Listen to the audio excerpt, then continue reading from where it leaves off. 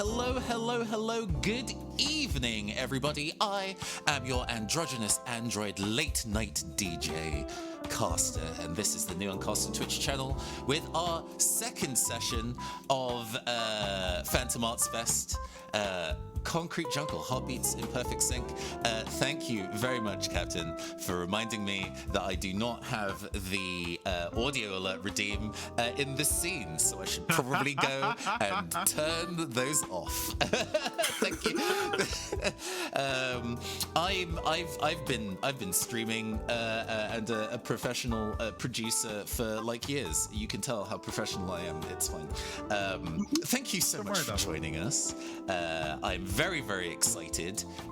Turn off channel points very, very briefly. There we go. Excellent. I'm very, very excited to go and be playing tabletop RPGs with a new person this time, which is always excellent, but also playing a game that is very close to my own heart, partially because I wrote it. We're going to be playing Heartbeats in Perfect Sync this evening. I generally describe it as a tabletop RPG that is a love letter to video games and anime, where a twink carrying two swords can run up the side of a skyscraper to slap the physical embodiment of depression in the face. It is The World Ends With You. It is Kingdom Hearts. It is Zenless Zone Zero. It is Under Night in Birth if you're nasty.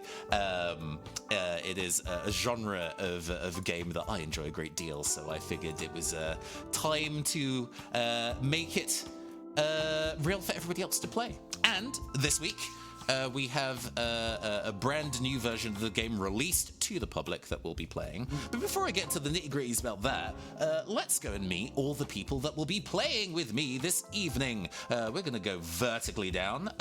Maswoon, hi, hello, and welcome to the channel.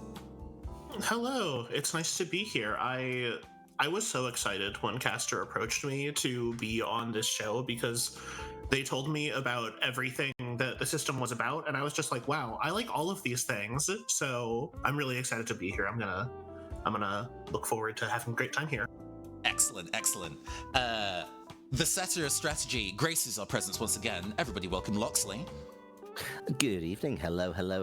How y'all doing? I do hope you're well. I am Loxley, Satyr of Strategy, exploring where the traditional meets the digital. I play board games. I play big open world games where I like exploring things. So, having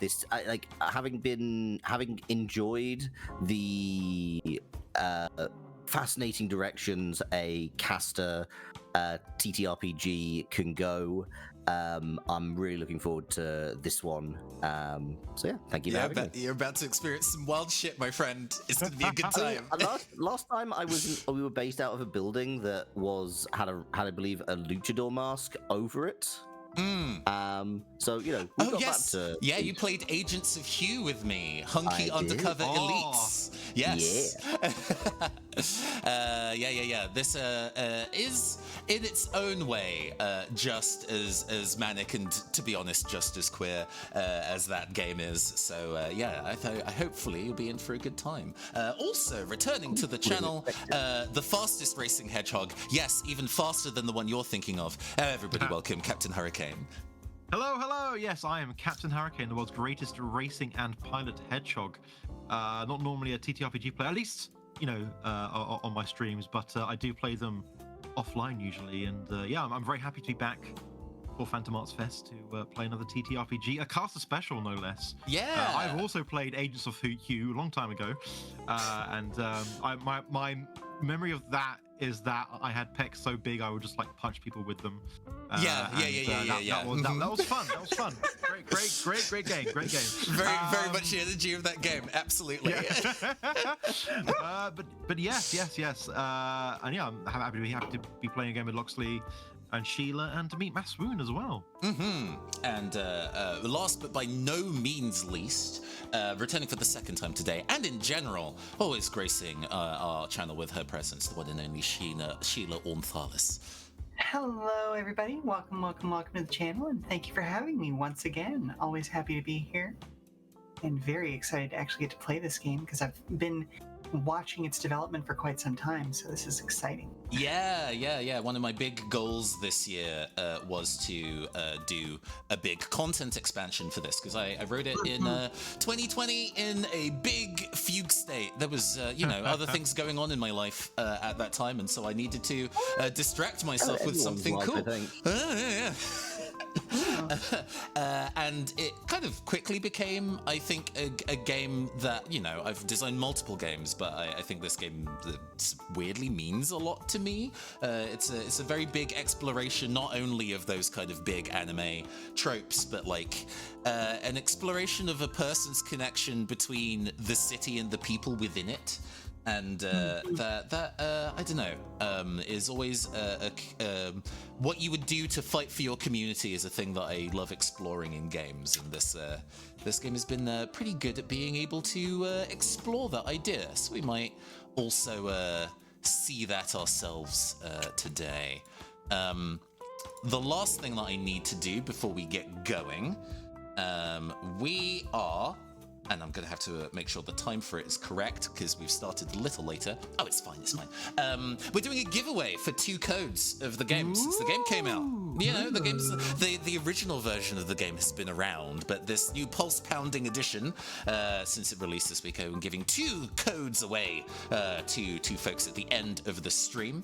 I'm just going to start that motherfucking giveaway right now. Cool, it worked. Good. At the end of the stream, in roughly about 3 hours, we're going to be doing that prize draw. Hopefully it won't happen in the middle of our dialogue. I'll try and wrap before it closes. But please do type in !giveaway and you'll be entered into the draw at the end of the stream. When the prize draw occurs, somebody will have to type !claim to receive the prize. So do stick around, and remember there are 2. So yeah, that will be running throughout our show today. I also needed to go and let the little credits thing roll. So I'm going to let that happen. Since this is your first time on the channel, Masoon, tell us about tabletop RPGs on your end. What do you like playing? What's your experience with that kind of stuff? Do I like playing? My experience with them was like when I was super young, I started playing Dungeons and Dragons, like I think a lot of people did. Mm-hmm. But recently I've been trying to expand past the boundaries of Wizards of the Coast. So I've been playing a lot of Fabula Ultima recently. I've been enjoying In the Dark systems before that. I've been leaning more towards things that have a sort of more free-flowing style of RP rather than the rigid constraints that Dungeons and Dragons usually has. Hey, you're in the right place, baby. You're gonna have a good time here. I can hear Gada screaming somewhere about Wizards of the Coast. Yes. You call 3 times and they shall appear to dunk on Watsy. Absolutely, and so they should. It doesn't take much to dunk on them. All right, cool. We've got all our bits and pieces. We've done our setup. The giveaway is underway. I am fed and watered, and I am ready to start. Are y'all ready to party? Woo! Yeah. All right, Let's go and move things over, shall we? Wow, that was just a jump and not a fade. That's fine. Are the people manifesting? They're manifesting. Cool, excellent. Hey, Love manifested. that. Whoa! Hey, absolutely. We Maybe. are we're gonna take a shot above the city, just the city. After all, it is everywhere and nowhere. It is the urban environment that everybody has experienced either directly themselves or through TV and movies. It is the archetypal example of the urban sprawl, filled with people going about their daily lives and trying to survive in a concrete jungle. We're going to start with one of the 4 of you as the camera pulls into different areas of the city. Who would we like to go and have a look at first? Dealer's choice. Hey, you spoke first. I spoke first. Okay. Good thing I had an idea. Yeah. No, we're going to start ourselves in a restaurant. Yes. We're at Pizza Pronto. It's a typical kind of mid-level chain Italian restaurant, family restaurant. People are, fill about half the restaurant eating pizza and pasta. Through the double doors that go to the kitchen, there's a hubbub of chefs cooking and stuff, and in the corner, there's one very kind of skinny chef, and he's just chopping up veg. Mm-hmm. That's all he does all day is chop up veg for the head chef and the sous chefs and everything else. Blindingly fast dicing this onion. You think he wouldn't need to, do so much if he's so fast, but hey, with a big family restaurant like this, there's a lot of people coming through. And also one of the chefs isn't very good, and he has to keep repeating some of the recipes sometimes. So I have to make at least double the amount of onions and chilies and garlic for him. Yeah. And sometimes he asks for the old, Godfather razor thin garlic, and I can do it, but it takes even for a quick man like me, it takes. But yes, my job is monotonous, but hey, it pays the bills, and I get to go to the pub with some of my peers afterwards, and that's always. It is always a boon for a hard job well done, a day of hard work to unwind and catch up with your friends. And absolutely, we hear the rapid thocking of the knife against the cutting board as you are going through and slicing up these onions. There is a fragrant smell that fills the air. You work in a very precise order to mean that not only are you working so fast that these like molecules of onion are not meeting your eyes and nose and making them water, but also the fact that you've chopped all these other ingredients and placed them around is filling the back of Pizza Pronto with a very hearty and robust air. We see you finish the onion, this last onion. Do you stunt or do you do it clean, this last onion? Oh, I do it clean. In my day job, I try to keep it, by the book.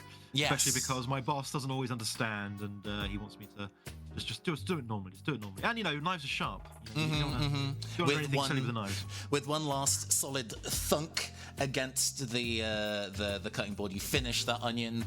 You take a hand towel that you cleanly keep to one side and wipe away the sweat from your brow as there is a freeze frame and dynamic text appears upon the screen. Max Vandersnell.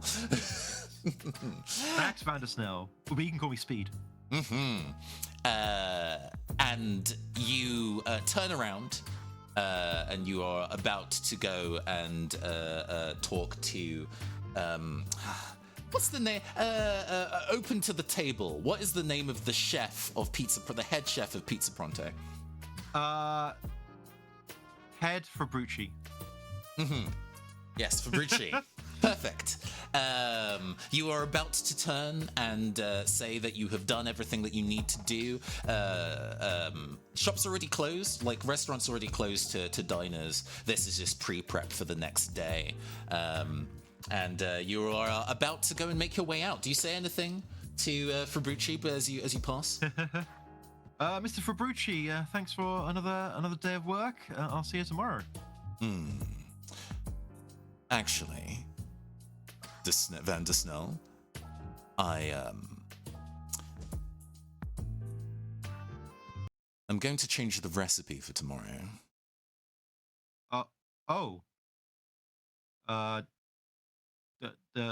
What does that mean for me? Well, it's going to be a long shift, and we've decided to use the golden wasabi stock. So, horseradishes will need to be chopped summarily. You're in a position to handle that before you leave. Yes, sir, Mr. Fabrici. I'll get the right on that. Thank you. Now, in Heartbeats in Perfect Sync, as you can see on the screen, we have this funny little like heart monitor below all of our players. That is their heart rate, how their emotional temperament, but also the size of their dice pool that they will be rolling when doing checks. In every game of Heartbeats in Perfect Sync, it starts at 5. So currently, Speed has 5d6 to go and roll to see how well they handle chopping up this golden horseradish for the wasabi. Right, let's see if this works this time. If it ever hits 0, do we die in real life? Oh, something very exciting happens if you happen to go below 1 or above 10, but we'll get to that. When doing a roll, I have to go and set the difficulty for you. Since this is a very easy measure, you only need 1 success. Rolling a 5 or a 6 on a die counts as a success, and you're going to be rolling 5d6. So go and give that Heartbeats roll macro a little tickle for me.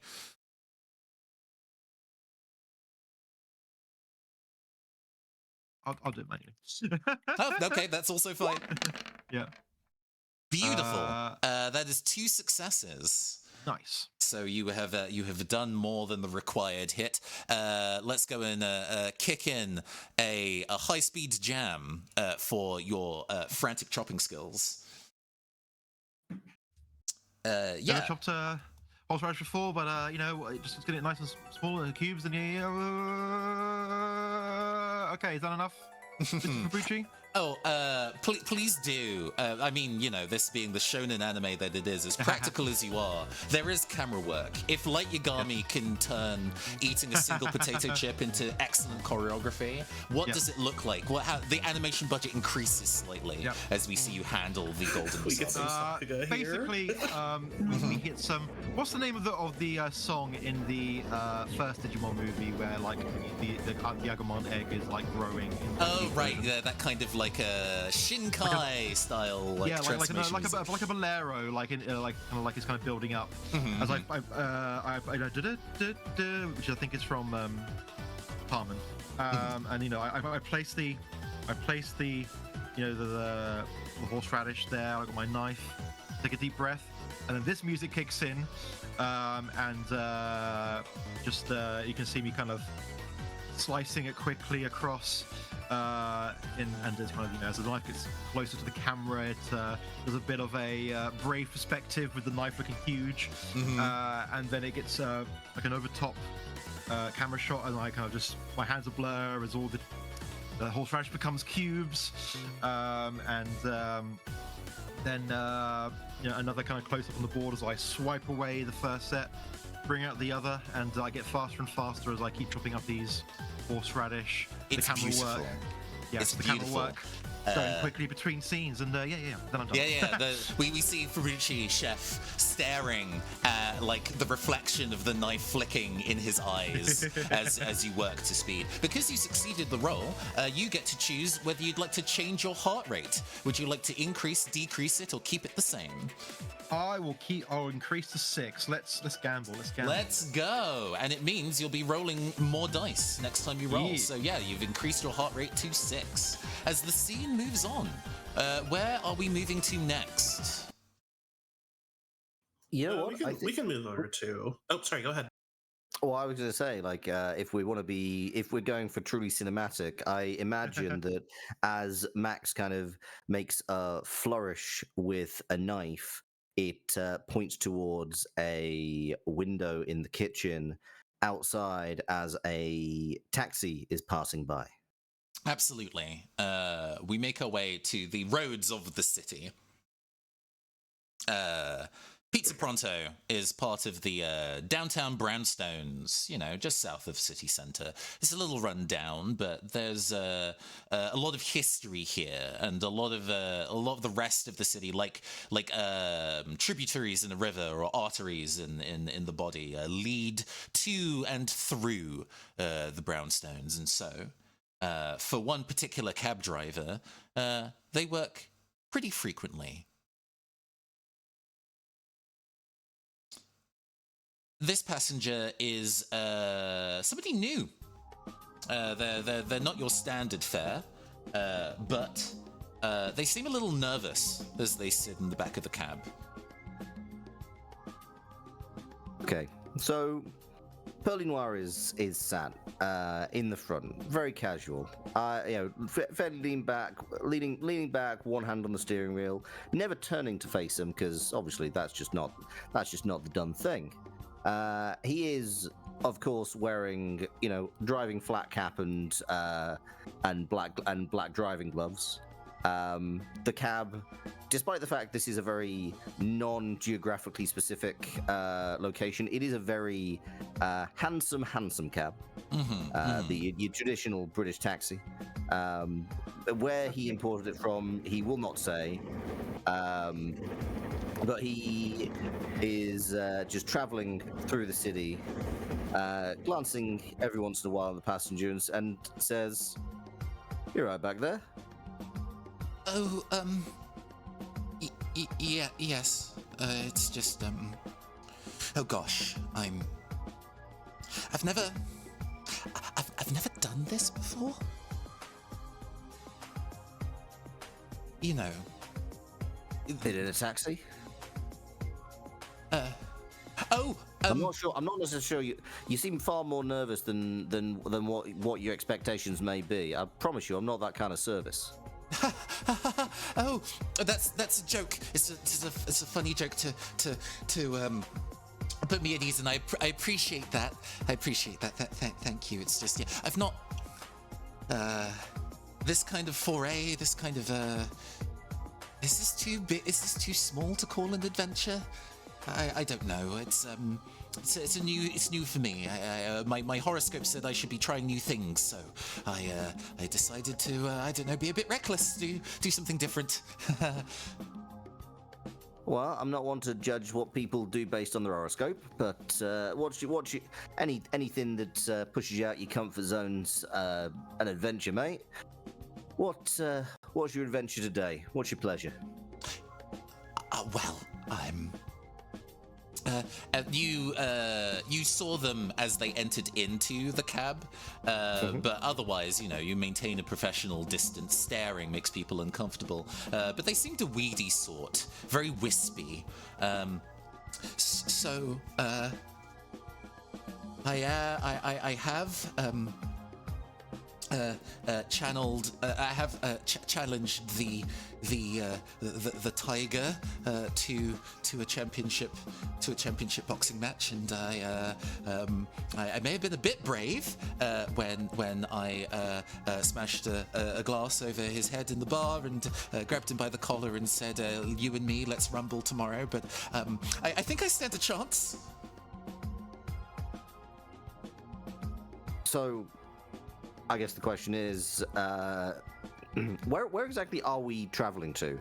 What was his destination? The arena. I think it's just called the arena. It's monolithic, The arena. like spiritually. It's outside of the Brownstones, but this is the fastest route through. You have the knowledge. You know the best way to get to anywhere. Oh, of course. And in fact, we've already we will as we're having this conversation, we actually pass by a sign that points in the direction of the arena, and we go straight past. We do not take that turn. I think it was supposed to turn, not to tell you how to do your job. But don't worry, mate. One thing you've got to be aware is that one, you told me that you're a competitor, not a punter. That's a completely different entrance. And also down that way, lots of roadworks recently.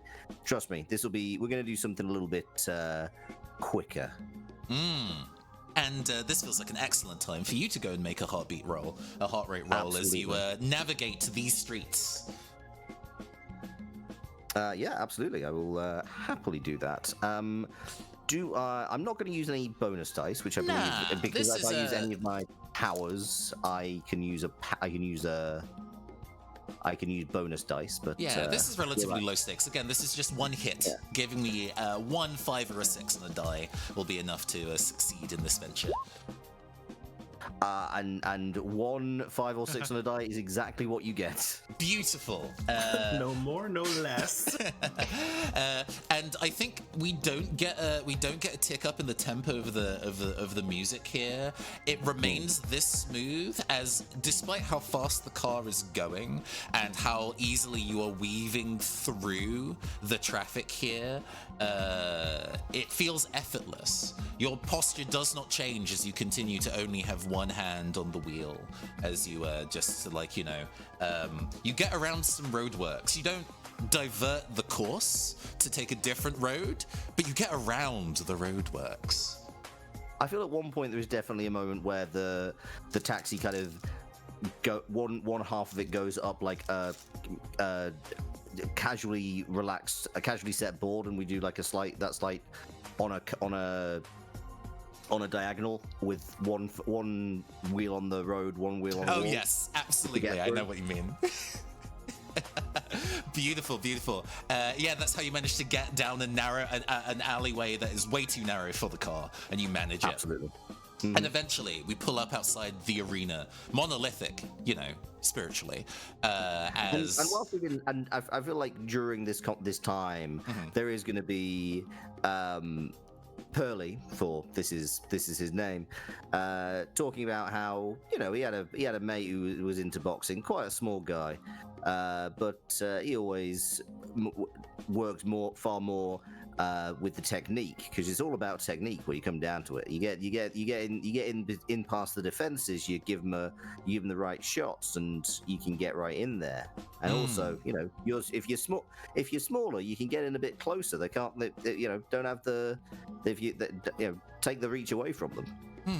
It's just a very casual conversation whilst some very unnecessarily flashy and speedy driving is happening. This weedy guy in the back is making he pulls out a little spiral bound notepad and starts writing all this down. And as we get to the monolith, we've arrived, and in excellent time too. Thank you so much. I really appreciate it. Oh, just doing the job, mate. That said, you don't have to do this, right? Oh no. I mean, it's destiny, When the city calls to you and you have to answer, right? Destiny. You know it when you see it. I mean, I can imagine there's ultimate destinies definitely coming your way, but far be it from me to question the city. The city thanks you, Pearly A. Noir. He offers you a handshake. I take it and presumably also get the payment for the job? Oh, yes, that happens is the easy... Hey, in the same way that when people in TV and movies hang up without saying goodbye because it's unnecessary dialogue time, the exchange occurs, don't worry. Of course. And despite the twisting leaf of a man, this string of grass, that grip is like iron. Would you like to raise, lower, or keep your heart rate the same, Loxley? You know what? I will raise it. I feel slightly inspired. I feel slightly inspired by this man, this oddly firm-gripped weed. You watch him go as he walks towards the arena, and again, despite the slight frame, you can almost feel the concrete shake with every step he takes away. Who next? I think Maswoon was preparing to go for it. Yeah, I think that if we cut the camera back over to a little bit more towards the brownstones, I think that Seth is doing a wedding right now because he is a wedding photographer. I think that Seth has a life where he lives 3 to 4 very, very, very stressful nights of the wedding. And then the other nights are pretty sedate and pretty chill, but during those 4 nights, he is just the most stressed person alive. Like many wedding shoots in the city, especially those who grew up in and around the brownstones, all wedding couples need to have a photo underneath the statue. Who's the statue of? Well, the nameplate wore away quite a while ago, so nobody really remembers. People just say the statue, although the kids have taken to "Who's that guy?" Statue as of late. And it sits marble, but still shining as if it were made of chrome, as the wedding couple pose underneath it. Hurricane, what is one of the two people being wed like? What do they look like? One of them thinks he's Neo from The Matrix. He's got a long black leather coat, sunglasses on, his hair slicked back. I mean, he could probably be a decent lookalike for Keanu Reeves if he, or a young Keanu Reeves if he shaved. The woman. Hold on. We've got one of the two. My apologies. Sorry, I was getting carried away. Despite the long trench coat, I think actually they have taken the time. It is actually suit material, but in the cut of a trench coat. Yes. Still with the bow tie. Oh my god. And the kind of cummerboned. Sheila, what does the other person getting married look like? What are they like? Oh my goodness. So if we've got Neo from The Matrix, I almost want to say there was a mix-up on which Keanu Reeves movie they were going to be theming after. Oh, yes. And so the partner is dressed as, oh goodness gracious. Oh good! Oh no, I've forgotten the name of the movie. Are we going to John Wick it? No. I was gonna say Sandra Bullock Speed. Bram Stoker's Dracula? Ted and Bill and Ted. Bill and Ted. Bill and Ted. Yes. Nice. Yeah. So, like, t-shirt with the 1980s overshirt, and then I think it was khaki shorts. Mm-hmm. Just the very, very kitschy, wonderful 80s movie vibe. For the other person. Thinking of ways to kind of still make it feel like part of it is still a wedding outfit. The shorts still has tuxedo t-shirt. There we go. Tuxedo t-shirt, and the shorts are actually really crisply pressed, like the seam. Oh yeah, 100%. Nice pleated front shorts. It's very tasteful. Do they both look like a young Keanu Reeves then? I think so. Yes. Well, one's young and one's younger. They've all kinds. The wedding makeup is impeccable on the two of them. It's a film makeup, no makeup look. Yeah.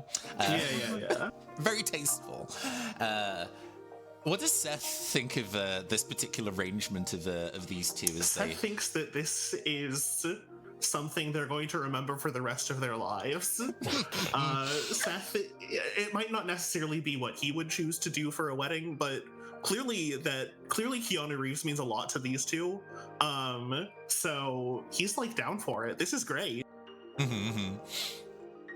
And he's gonna take as many photos of them doing stupid Matrix poses, doing the air guitar, whatever the hell they want to do, because it's their special night, and Seth thinks that that's beautiful. Excellent.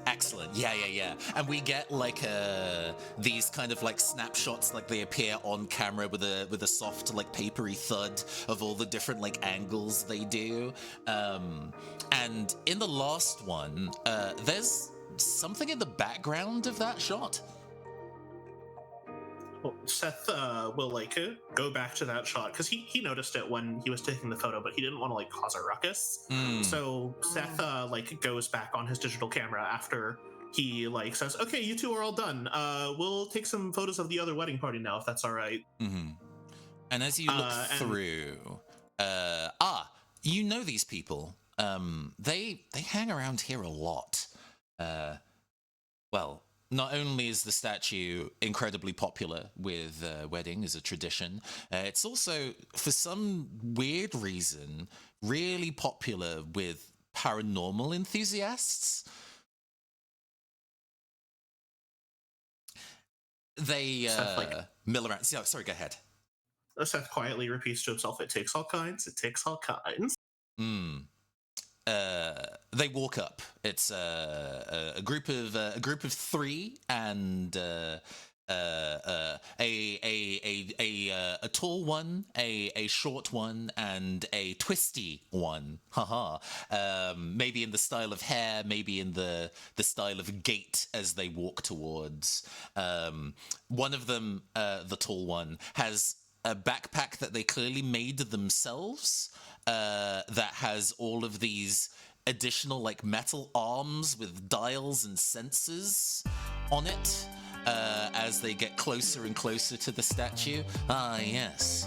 Now is the perfect opportunity to see if this statue connects to the ley lines. Hey there. Can I help you guys? Ah, yes. We need members of the public involved in this particular cult experiment. You with the camera. Seth like points to himself and just sort of, okay, sure. Let's see where this goes. Walks over to these kids. So, we have it under good authority in the city's Third Eye magazine, which they produce and flick through, and there is the front page is kind of like ley lines discovered across the city. Our energy flow and flow and chakras controlled by beings beyond. Yes. We are in the middle of doing an experiment and streaming it. You see that one of the arms is holding a smartphone and it's filming both them and you and a couple of the concerned members of the wedding party in the background. Going to align our chakras. Seth flashes an award-winning smile towards the camera and gives a peace sign. While you've dealt with these groups before, in general, they tend to not get up to their shenanigans while other people are in the space. He's a skittish sort. The twisty one is, anyway. But, well, this space is being used for something else right now. So the crazy thing is, I actually think I heard rumor about Leyline somewhere else. Ooh. This feels like an excellent time for you to do a heart rate roll for me. Sounds good. Let's do it. Again, single hit here. I don't think this is too difficult to do. Looking for a 5-up. Looks like we got it. Beautiful. Yeah. What's the lie that you spin? Yeah. I think the ley lines actually moved. They used to be down here. Heard about that a few nights ago, but yeah, they're like a few blocks over now. The ley lines are like super shifty things, you know? You see in the short one's expression, like they don't believe you, and then the insecurity of a nerd knowing something that they don't kicks in, and immediately like, oh, yeah, no, that makes, but I mean, I knew about that, you know, I've been reading on the dark web, you know, and it's been talking about all the ley lines moving and all that, so of course I knew that. Why didn't you two know this, by the way? I traveled along with the two of you, because I figured that you were also up to date on this, and it seems that you're behind the times, like photographers know more about the occult than you. It's kind of embarrassing, really. Oh my. The twisty one, who has not spoken this entire time, face flushes red. The tall one is like, yes, well, Seth, you can see in like the little like Instagram live like messages popping up, messages like, oh, you didn't know that? Cringe, lol. You guys had better run along now, because I think that the ley line might be moving even now, so you gotta catch it. It's like a winding river going under the city, you know? And for a moment, as you say that, you visualize it. Just, you know, what a ley line under the city would look or like feel like. And like the camera pulls back a little. What does the ley lines that run underneath the city look like, Seth? Either imagined or real. It's up to you. So, do you know how, like, when you get a long exposure shot on a highway, you can see all the lights of cars bleeding together? It looks a lot like that. Sort of this blinding, like, pulse of light that sort of glows through the city streets, so winding along it. Mhm. Like an it's endless sort of rush a- hour. Yeah, exactly. Absolutely, absolutely. As the paranormal conspiracy theorists shuffle off to chase the ley line, the wedding couple and the rest of the group come back and say, well, one of them has to say, "Excellent!" as they thank you for clearing those folks out. And we get another group photo of all of them, and it's a snapshot of all of them jumping in the air at the same time with an air guitar. Excellent, very good. And No worries, brother. Oh god, they all as the Photoshop as the photo shoot ends, they all like fist bump you one at a time as they make their way out. Who do Hell you yeah. think the person holding the ceremony was dressed as? Do you think they were like an older Keanu Reeves, or did they actually get Keanu Reeves? I think They were dressed as John Wick. yeah, I was gonna say one of them has to be and like John Wick and energy. held the happy couple at gunpoint. They're like lit Why they in asked like for that? Why they asked for that? They will not explain, but it was part of the requirement. the only person like the vicar in the scene in like the ceremony is the only person kind of shot in like neon side lighting, and everybody else looks normal. Absolutely. The camera pulls back once again as we move to the last of our four today. Sheila, where is Belladonna Witchwood? So Bella is going to be at her job in the sort of warehouse that she works in. We didn't really specify exactly what kind of warehouse this was, but we kind of bandied about the idea that this is the kind of place that deals in entertainment rentals, and so I think that's how this ties together. We see a truck delivering that has previously delivered platforms and chairs and things to this wedding, returning to its point of origin for the next load of materials. And I think we catch her, helping to load a few sets of platforms up into the truck, and then returning to discover, rather unfortunately, that one of the flats that had been prepped for it, the event has been damaged in the meantime. Some of the fabric covering it that was themed for the wedding has been torn and being moved around. And you just kind of see her kind of click her tongue.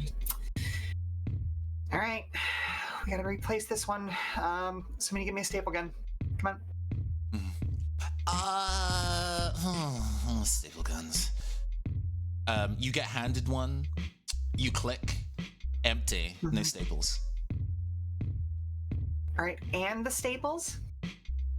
Looking for the 5/8 T50s, please. Sorry, boss. Seems, at least in near supply, we're out.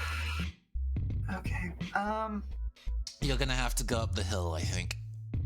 okay. The hill Alright. is, what has been colloquially described as kind of like long-term item storage.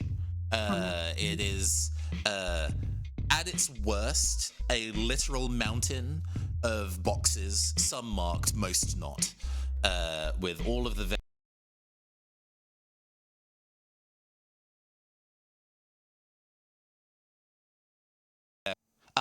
sorry about that. I had a microphone. I had a brief microphone issue. I'm back. Hello.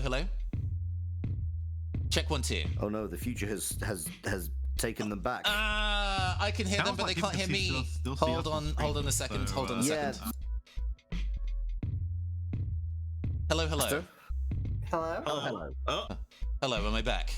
Yes. yeah. You are. We got you Good. loud and clear. In Back from trying the future. in trying to turn on a ring light so my motion tracking worked a little better, I nudged my interface. I'm Oh, smart. Oh. That could have been a problem. I'm just going to continue having bad tracking. That's easier. Yeah, the hill is was colloquially described as the mountain of supplies that the warehouse has. Some of them in marked boxes, most of them not. Sometimes there is a decent ladder to kind of get where you need to. Sometimes you need to go up to the upper walkway rafters and go down. Depends on what you're looking for and where. Okay. And I think that as she goes over to the place, she finds a clipboard that has all the most recent deliveries listed on it, and starts flipping through to see, okay, well, when was the last time we had these delivered? Am I digging or am I descending? You might be descending on this one. It was a part of a very big order, but not recently. So it's going to be one of the tall stacks, but not one that's close to you. All right. I would love a roll from you, but if Okay. you're okay with me being mean, I'm going to make this one requiring 2 hits. It's a bigger job. Sure thing. Let's go ahead and do that thing. And while you're resolving that, I forgot to tell you, Seth, you have the chance to increase, decrease, or keep your heart rate the same. What would you like to do? I would love to increase it by 1. Absolutely. Looking at them results, that is 2 successes. You do it. Exactly as many successes as I needed. Where is it? Where'd you find it in the end?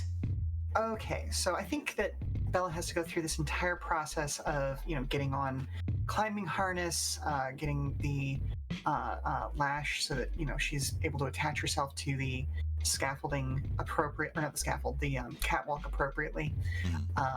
And then has to do the thing that every OSHA inspector would have a heart attack if they saw her do, and actually duck some of the pipe work so that she is out over the stack.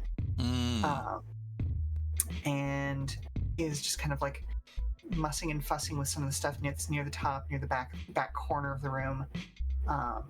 And I think on the the third, maybe even the fourth box she cracks open, there's a whole it's a box of boxes, if that makes sense, of the kind of staples that she's looking for. Only takes 1 for the time being. That will be a later issue, meaning one of the smaller boxes out of this larger crate, because it'd be too heavy to pull herself back up if she tried to do otherwise.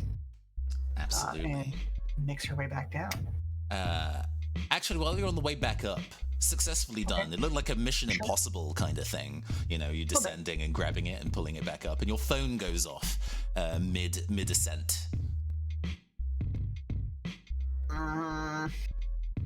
Tell me they're bugging us again. Waits till she's back up on top of the catwalk to actually get the phone out, and I guess opens it up and checks her messages. You get messages from this individual a lot, and we need to find something appropriately. Sure, it's funny if it's this. You get messages from this person a lot. You used to I guess RP with them online pretty regularly, but it seems that they know you, or at least the world around you, so much more. After all, they're the person that invited you into the world of dealing with the pulse. Not that if you talk to anybody, they would understand what the pulse was. But on the other end of the line is the one and only Shift 49. Hey, bestie! Hey, Shift. Oh my god. I have a real tale for you today. Have you heard? No, Dish, what you got? So, bestie, the downtown park is getting paved over?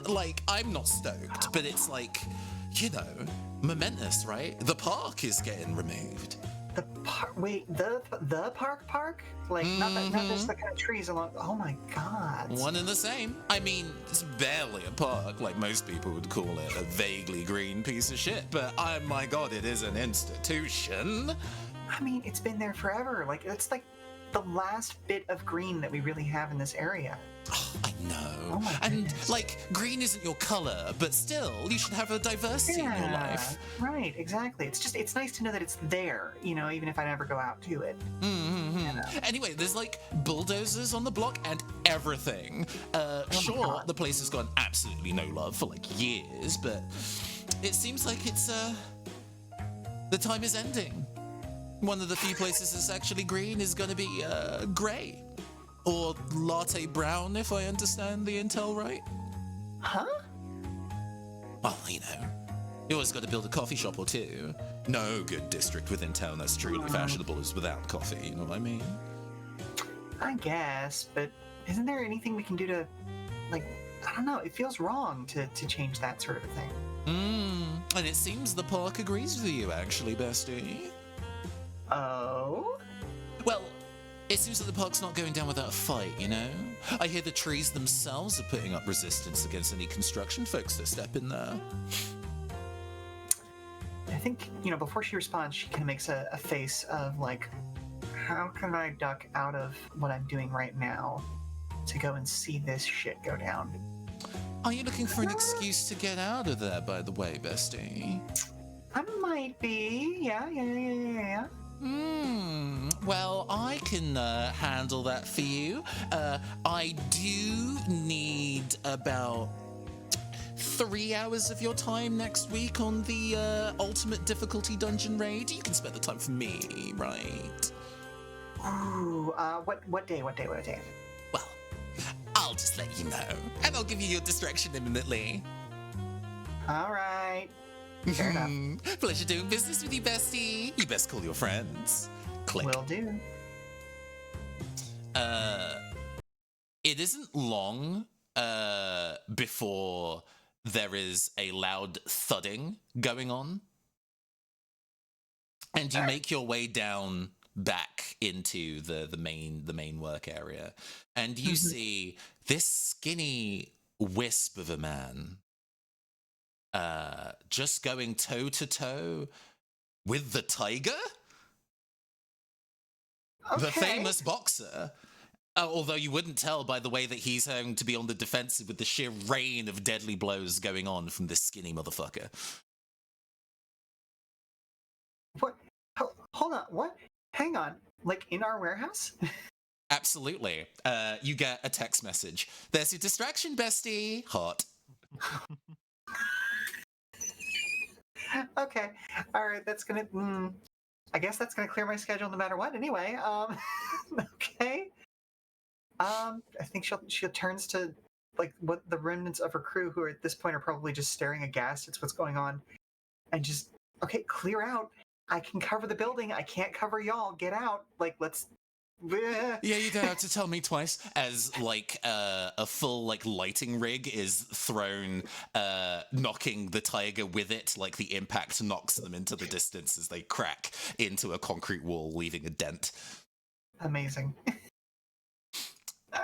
But hey, you've been told to go get your friends, and there's only one place in town that's the best place to go and catch up in a way that's cozy and also private enough. If I recall correctly, that is the Ends Meet Pub. You got it. Let me just summon ourselves there. And let's get a vibe. What vibe are we getting? I mean, it's cozy, right? Yeah, this'll do. So we don't necessarily need to go round about everybody hearing the call. We resume with all of you sitting at the usual table while the big game is on.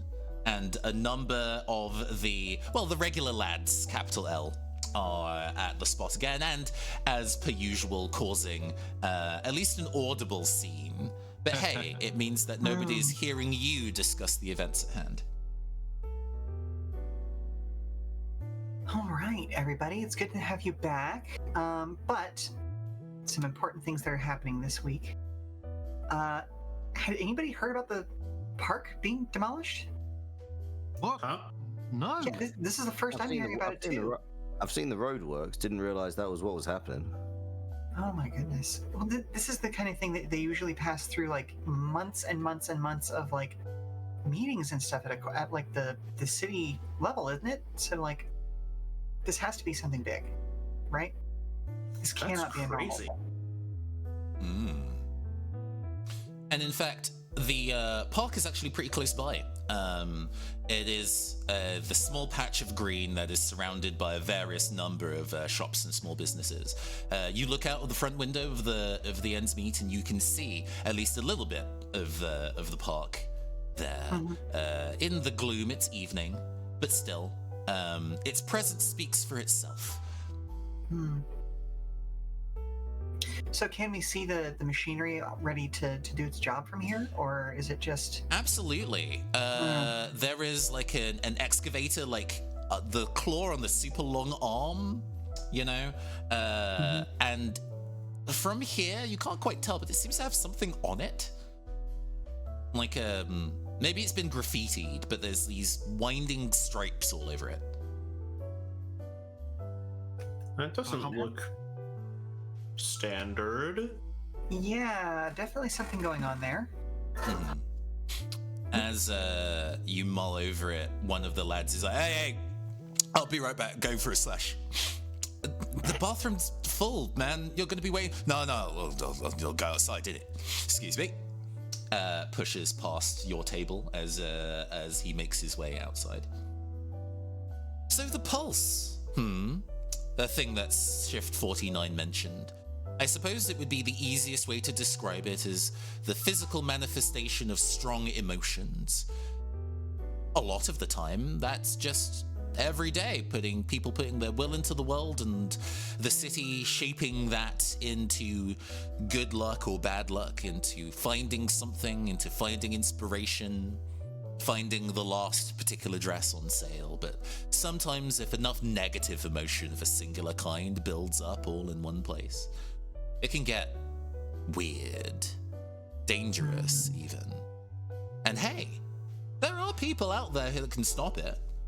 Like the four of you, who otherwise wouldn't really have much to do with each other at all until you got that one call on your smartphones, the invitation to go and download that one app that, despite whatever cybersecurity knowledge you have, you decided to, for some reason, do it anyway.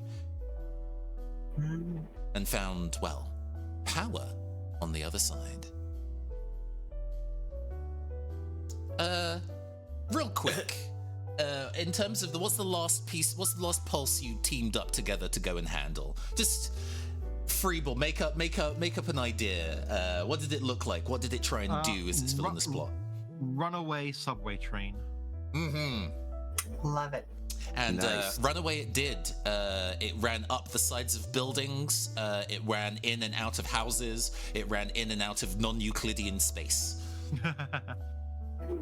Somehow ended up in the heart. What was a strong emotion that was tied to the runaway train? I think it was sadness. It was a commuter train, and it was the sense of loss and sadness at having to at a large number of people traveling to jobs they did not want to do, for people they did not care for money that was only just enough to get them by. So when we call it a runaway train, it was literally running away. It was a sense of it was almost a fight or flight response. It was so sad as to be scared. Sometimes the pulse infect people to do their work, and sometimes it exists as a singular entity separate from a person. Was there a person at the heart of this pulse? I think that the person driving the train just really didn't like his job. So he was the one that sort of corralled all that negative emotion to him. And as the train kept running away, parts of the metro system stopped existing. We see like a flashback shot of like the metro map of the city, and just seeing nodes of the map start vanishing over time as the train continues to run havoc. The Elizabeth line, no! We spent so long putting it together. I used that one to get to work. And Sheila, at the end of the day, what was it that y'all had to do that managed to bring the runaway train to rest? Ooh. That's a toughie. I have a solution for it, but I don't know if it actually solves the person's problem. Is the issue? You know, with the nature of these kind of games, that's fine. It could have been a bittersweet victory. Then I think that we had to essentially pull the e-stop. You know, we had to remind everybody about the reasons why they needed to go to work, all of the things that they needed to do with their lives, and whether that was a good thing or a bad thing for them. It abated the desire to run away.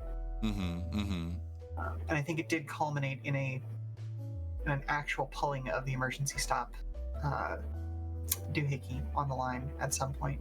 Absolutely. But we had to build up to that. And as you think about the pulse that you dealt with recently, and maybe this will be something similar, there is a yell as a man, well, the man that just pushed past you, staggers back into the building. Yeah, I was worried about that. He getting more is sober now. white as a sheet. He has mercifully his boxers still up, but his trousers kind of hanging around his knees, and he is covered in thorns.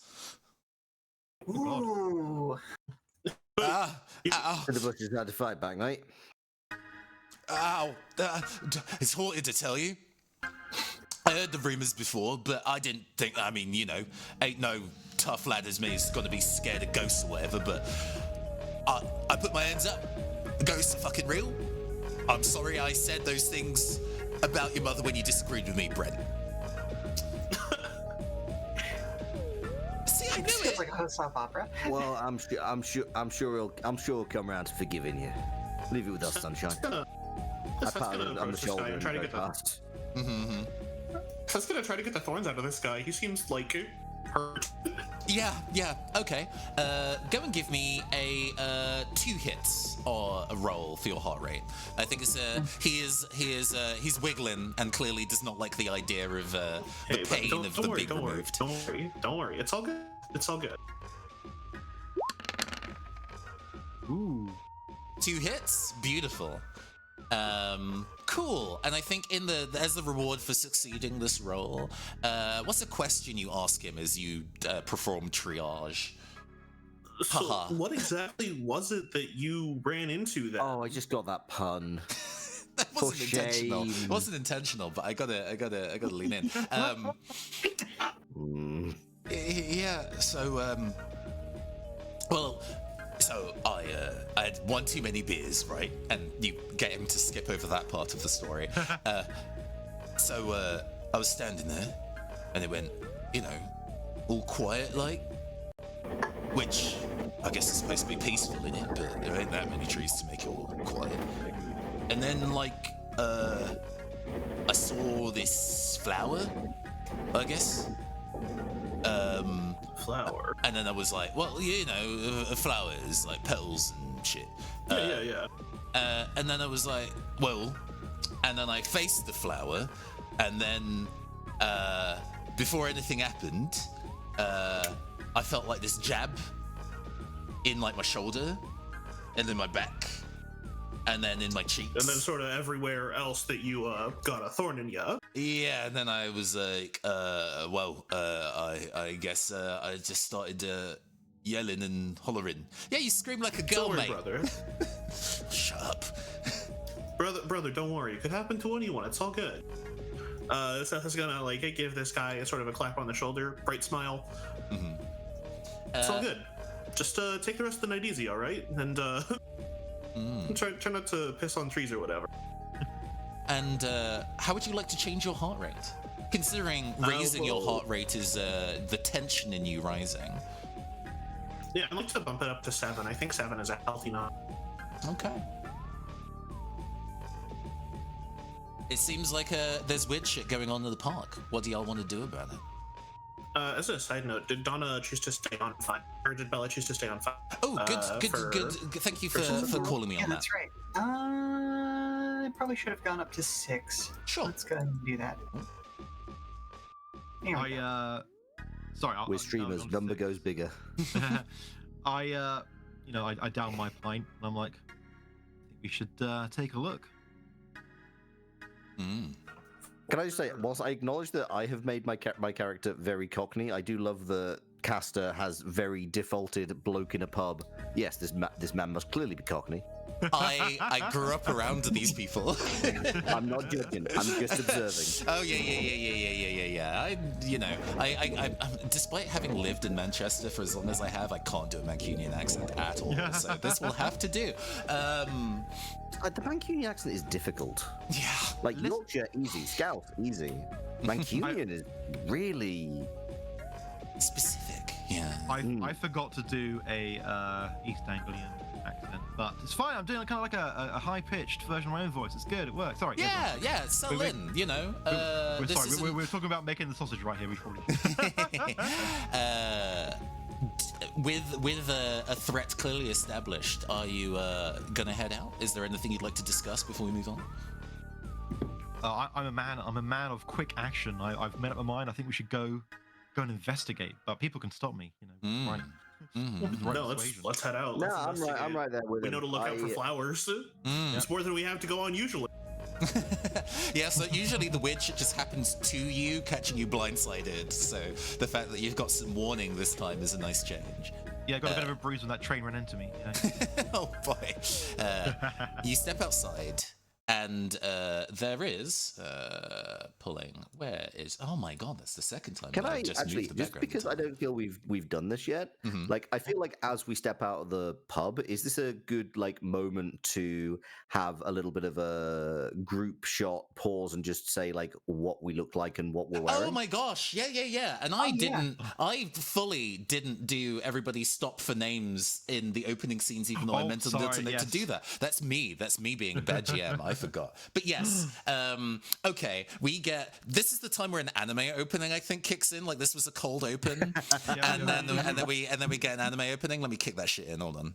Yosobi's starting. God, if we had the budget. Away.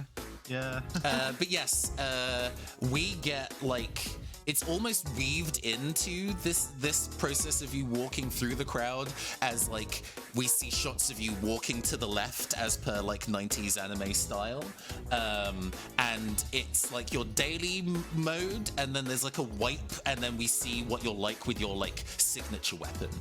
So we see Max van der Snel working first, since you're a man of action. We've got a bit of a description of you, but then there's a wipe, and what are you carrying? What is your absurd heartbeats weapon? I have two short swords that are electrified. Think No More Heroes kind of swords there. And as the camera kind of circles around me, I sort of like do a quick spin, and they're now connected together. And I kind of do a little spin on them, and they're behind me, and I charge past the camera at like a lightning bolt of speed. Perfect. Then immediately followed by Pearly Noir. What do you look like? And then after the wipe, what weapon are you carrying? Yeah, so Pearly is kind of a broad-shouldered guy. He is walking through, he has a very casual step. He is wearing what appears to be a slightly older suit, all in black, but with white geometric patterns all over it. The camera kind of spins up the legs onto the back, and picked out in the same white kind of pointillism type thing. It says "Hail to the cab." Coming up to, as he's coming out, he takes off his gloves, puts them in his pocket, takes off his flat cap to reveal a hairstyle which, in perfect anime style, looks like a flat cap. And he reaches into an inside jacket pocket and pulls out two dice, throws them in the air, catches them between his fingers, and that's when you get the smash cut for Pearly Noir wielding the dice that play God with the universe. Absolutely. Seth. Seth is a big guy. He is probably like he towers like a head over most of the other people in the bar, so you can sort of see his head like bobbing and navigating through all of these bodies. He places a gentle hand on someone's shoulder, pushes them out of the way, and you can see Seth giving them a wink and a smile. Black shirt, jeans. He looks he's a very basic looking guy. stubble, big thick-rimmed black glasses, and hair combed to one side, sort of like leaving his forehead still visible. And you can see the camera sort of panning over a little bit, and Seth runs into the frame, and you can see that his hands are shrouded in this spectral claw of force, glowing blue. And the smash cut says Seth Cedars wielding claws of force. Excellent, excellent. Bella. So, Bella is kind of moving resolutely in that sort of motion that is not quite a walk, not quite a run, not quite a jog, that I have important places to be motion of a supervisor or manager on their way to a problem. She has, the kind of Betty Page style haircut with flat bangs on the front, very much dyed black hair, not naturally black, with it pulled back into a ponytail. High ponytail right now, kind of braided to keep it out of the way. Clothing is currently very rugged clothing for the warehouse, so think like cargo pants, trousers, I should say, with a decent t-shirt that's a little bit loose, not form-fitting, but as she kind of shifts into attack mode, moves down into more of a run, like a true run, and out of the cargo pockets on each side come a pair of glowing poi balls that let off a fiery trail behind them as she begins to spin. Absolutely. And then we get a shot of you all standing outside of the pub, posing like big damn heroes. And the camera whirls around, and you see a very eager-looking woman standing there. Save the park. I'm doing a survey. I'm doing a petition for people to save the park. That she comes up with a clipboard and these flyers. She's clearly like very 90s zine energy. She's not a bad artist, but this definitely doesn't look professional. It has messages on it like they want to concrete over the last bit of green space, stop coffee replacing the true beating heart of the city, so on and so forth. It's very passionate. Please, will you help sign the petition? Of course, Sure. of course. Well, Yeah. I sign it. Yeah, totally. Oh, It's actually, what are they doing here anyway? Well, it was all kind of out of nowhere. As I understood, I've done my research, looking into the matters at hand, and apparently they have this space has been so neglected. There's been a regeneration project that the local council's been working on, and so there's been plans that they want to turn this into a resource hub, I guess is the way they want to put it. And yes, we need stuff like an additional post office and a laundrette that's low cost, and obviously to seal the deal, they've put a boutique coffee shop in the plans, but I don't know, I don't want to lose it. It's... the camera... There has to be a way for... Sorry, there has to be a way for all of that to exist, so be, natural, right? Why build a new building when we've got empty spaces in the areas around it?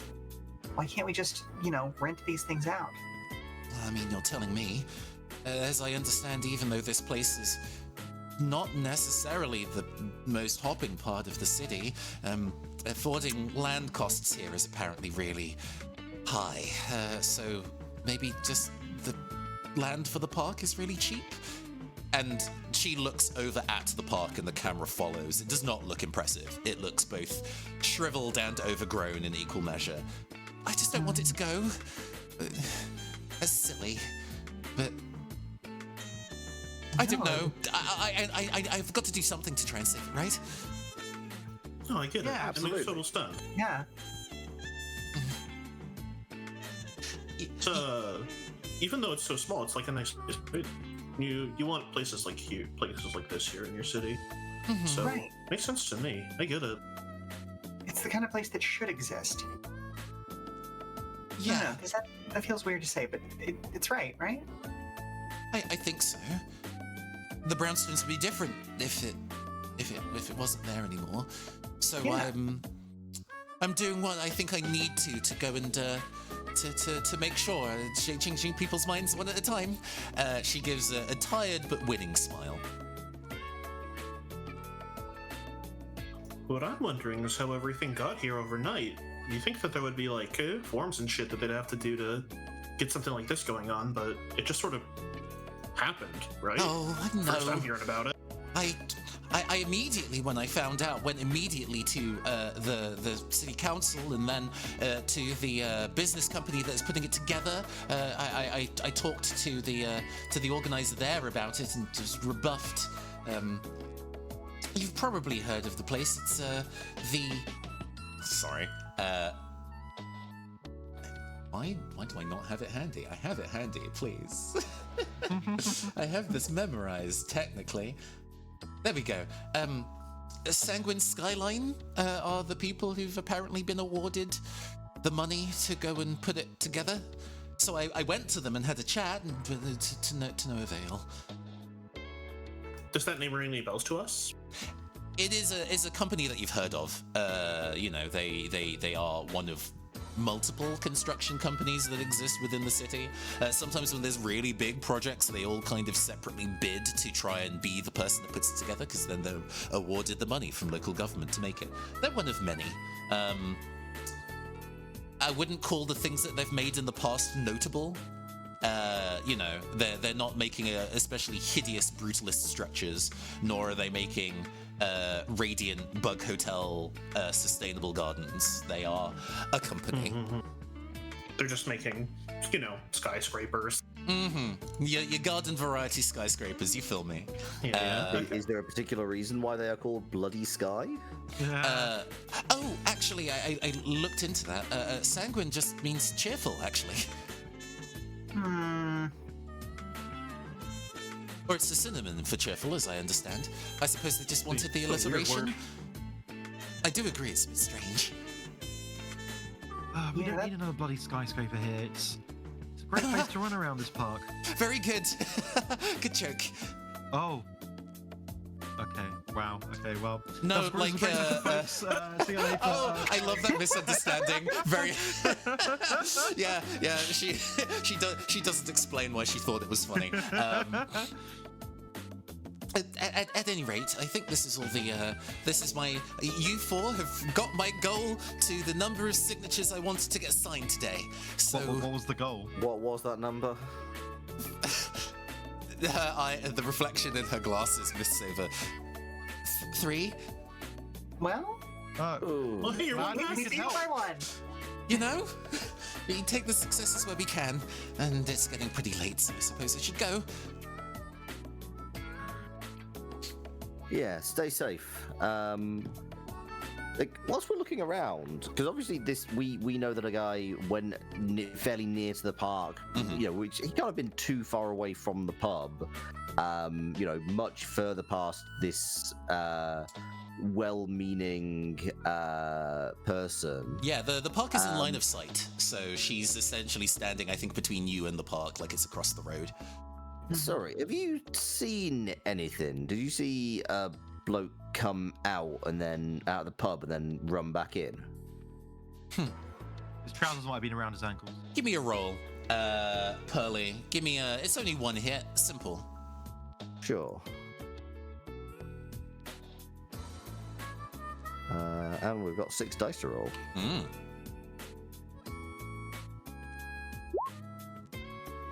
Wow! You got we the are hit. Skin of my Good teeth. enough. But interestingly, another mechanic that exists in here, whenever you roll against the environment, not against other people, and you roll ones, I as the GM get to change other people's heart rates in the scene by 1 per 1 in the check. So you succeeded. We'll hold on to we'll handle the success first. So you ask her, and she says, I did hear a loud yelp and a bit of a blur move past from the park. I thought it was a cat.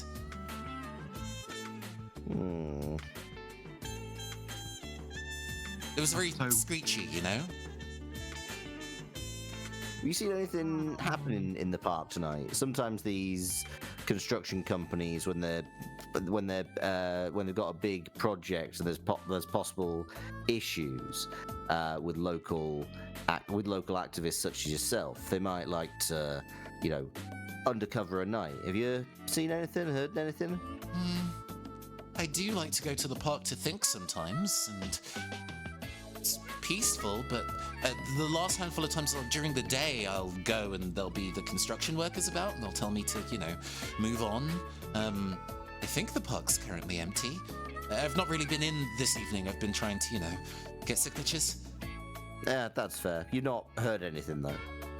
No, not in particular. I'll keep an eye out. Well, when I'm back here tomorrow, anyway. Course. Yeah, it's getting late. As you said, you should probably make your way home. Mm-hmm. And she ducks her head in polite thank you to the four of you and leaves. You succeeded in that. You succeeded in that roll. Would you like to increase, decrease, or keep your heart rate the same, Pearly? You know what? I think I need every advantage I can get. I'm gonna increase. Mm-hmm. Bella, to spend one of the two. There's a very soothing nature to the woman. She didn't introduce herself by name, but looking at the petition she had you sign, she's Peony McDaniels. Yeah, she has a really calming presence and rubs off on you. Drop your heart rate by 1, please. Will do. And as for the last one, doesn't seem to be any of you. Somebody's heart rate does change though. How ominous. Yeah, that's definitely unsettling. Fine, don't worry about it. Don't Don't worry about it. It's fine. You've dealt with weirder things. The park lies across the road if you are interested in stepping over. Let's take a look and watch out for flowers. Both ways first. Mm-hmm. We've got to look at traffic safety.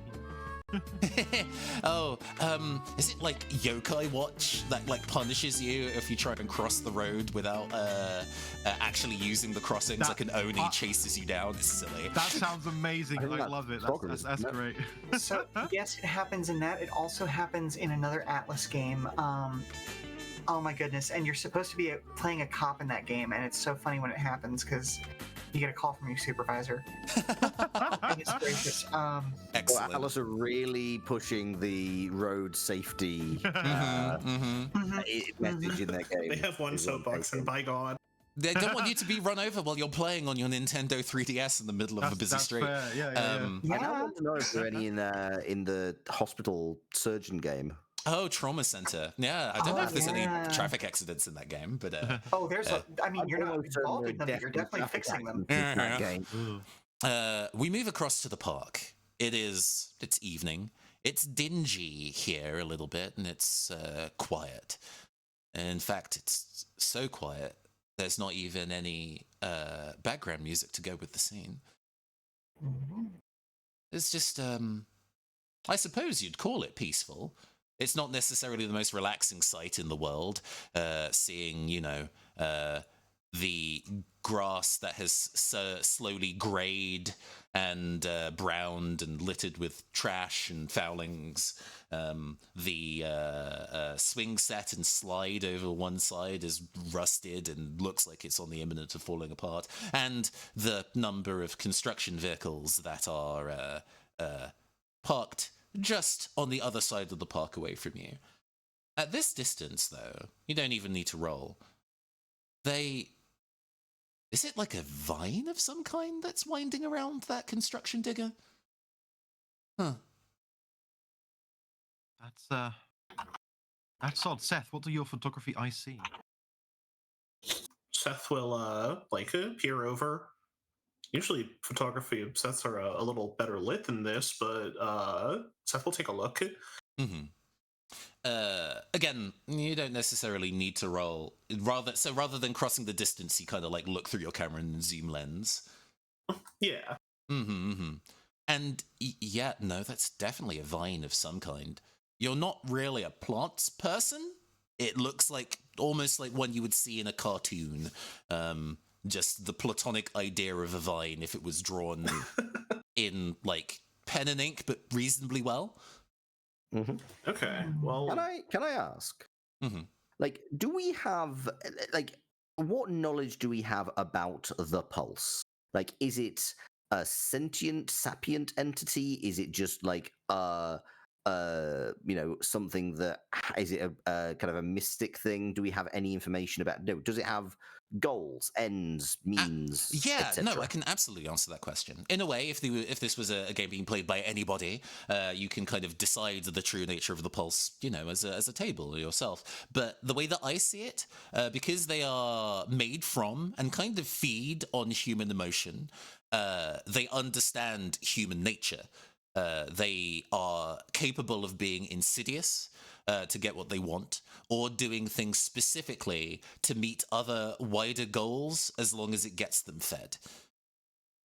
This means that, especially if a pulse subsumes the heart of a person and transforms them, they are capable of very cunning thought, if need be. There's a scent of jasmine in the air. Okay, but it's not like there is a Power Rangers, Rita Repulsa villain level on the moon. It's very much just like almost almost infection type of thing. Yeah. I think for this, at least for this story, yes, there is you've not necessarily, discovered any kind of greater power controlling the pulse. You've just been handling them as they've been manifesting. And there is a scent of jasmine Power in the air. Rangers reference to relate to me. Hey, No, I just really like Power Rangers, buddy. and in the middle of the clearing of this park, in the silence, a flower blooms, and it looks at you. We're gonna go for a 5-minute break. Okay. Everybody's gonna go get up, go stretch, go rehydrate. So we're gonna have the eye catch. We're all like jumping into the screen, and we're going to break. Oh yes. So no joke. Before we go to break, so when the first campaign that I ran on air was a big anime show send up of the Persona video games called Arcana Core, and so we actually did a visual eye catch for the break in the middle, and amazing. each time a different person went Arcana Core, and on the other break Arcana Core. So we're going to do that now. Absolutely. I need one of you to go Concrete Jungle. Concrete Jungle. We'll be right back. That has opened up within a flower inside this abandoned park, and it is staring at you. And sorry, before we do that, do we need to have our eye catch return? Oh yes, sorry. Yes. It's fine. Captain Hurricane, give ready. me the return. Say Concrete Jungle for me. Concrete Jungle. You're all in deep shit. Sorry. What do y'all want to do? I think as soon as the eye turns to look at it, I'm working on the basis that there is this a park with pedestrianized walkways in it, paths. It's pretty small. It's very, very. I think there is actually a proper term for it, micro park. So it would only really take you a minute to walk from one side to the other. It does have, I think, desire paths that have been worn in, rather than an actual kind of stone pathway or flagons. Mm-hmm. Okay, I'm gonna grab whoever's nearest me and drag us onto what is clearly the public walkway, because let's keep off the grass. Yeah, exactly. Mm-hmm. Since we're entering into an action scene, this game uses a spotlight system to handle this action scene. Everybody gets a turn in the spotlight and chooses to pass it on to somebody else. One of those people has to be the GM, who will make things worse. I don't really roll dice unless that I'm caused to, but otherwise my role is just to kind of raise the tension in the scene and make things more perilous until the circumstance is solved. So is that Pearly making a bid for initial spotlight? I think it is, yeah. Cool. So when you're in the spotlight, you basically narrate whatever you want, and then when we got to a point where an outcome is uncertain, we'll do a roll to resolve it, and then after that roll is resolved, you then pass to somebody else of your choice. Okay. Well, in that case, Pearly is kind of has dragged at least one person. Somebody choose who that was onto this path, and is going to say, "Okay, hang on a second. What does this thing actually want? Because we just signed a petition saying we don't want the park to go down. It just seems to be affecting some company, some corpo machinery. They'll be insured. Is this where we step in? Like, we don't know much about the pulse. We know that it can cause problems, but right now it's not. It's just machinery rather than, life and limb. Yeah, and they got in the bar? A runaway subway ain't... Yeah, alright, but... Did they say the trees were fighting back? Is this the manifestation of that? The flower looks at you as this is a discussion out loud, and the iris kind of casually just listens to this conversation. Listen, I don't want this thing more than anyone else. Okay, well, it doesn't want to fight us because it's not currently doing anything. It's watching. It seemed like, I don't know what Muggins in the bar did, but it clearly pissed it off. Yeah. Well, I think it was I do idly wonder. I'm not sure if pissing would actually have been that aggressive to it. Did he punch the tree? What did he do? Like, it may well be that he did something stupid and aggravated it. And I'm just saying, do we want to aggravate it? Do we actually want to see if this thing could be in some way reasoned with? I mean, I'm not opposed to the idea of keeping the park. How about you go and make a heart rate roll to try and emotionally connect with the iris? Yeah, sure, absolutely. In fact, it is really something to that, where it's like, you don't want to hurt us, do you? Like, we're on your side. I don't. Considering the nature of how this has been discussed, I'm going to say that this kind of like deep connection to the pulse is not something you have tried before. This is quite tricky. This will require 3 successes to properly emotionally connect with this thing. Oh god. You know what? In fact, in that case, I would like to use the knowledge. Absolutely. Because the knowledge can, in fact, incorporate my knowledge of the city, the changing ways, the routes that go through the underlying routes of the city that that not everybody sees, and I think I can get into key into what the pulse is thinking through such methods. I love that. To explain for those listening who have not encountered this game before, a character in Heartbeats in Perfect Sync is essentially made of a bunch of aspect tags. Their mundane job, the larger-than-life weapon that they use to fight the pulse, and 3 aspect tags of their fighting style. You have them narratively all the time, but you can invoke one specifically once per session to get an extra 2 dice on a given roll. So you are invoking your aspect tag of the knowledge to add onto your 7 heart rate. Yes, Perlier Noir is a taxi driver who summons the dice that play God with the universe and fights Pulse with the knowledge, catching light, and letting them fall where they may. So yeah, only one success. You've got to be kidding me. Oof.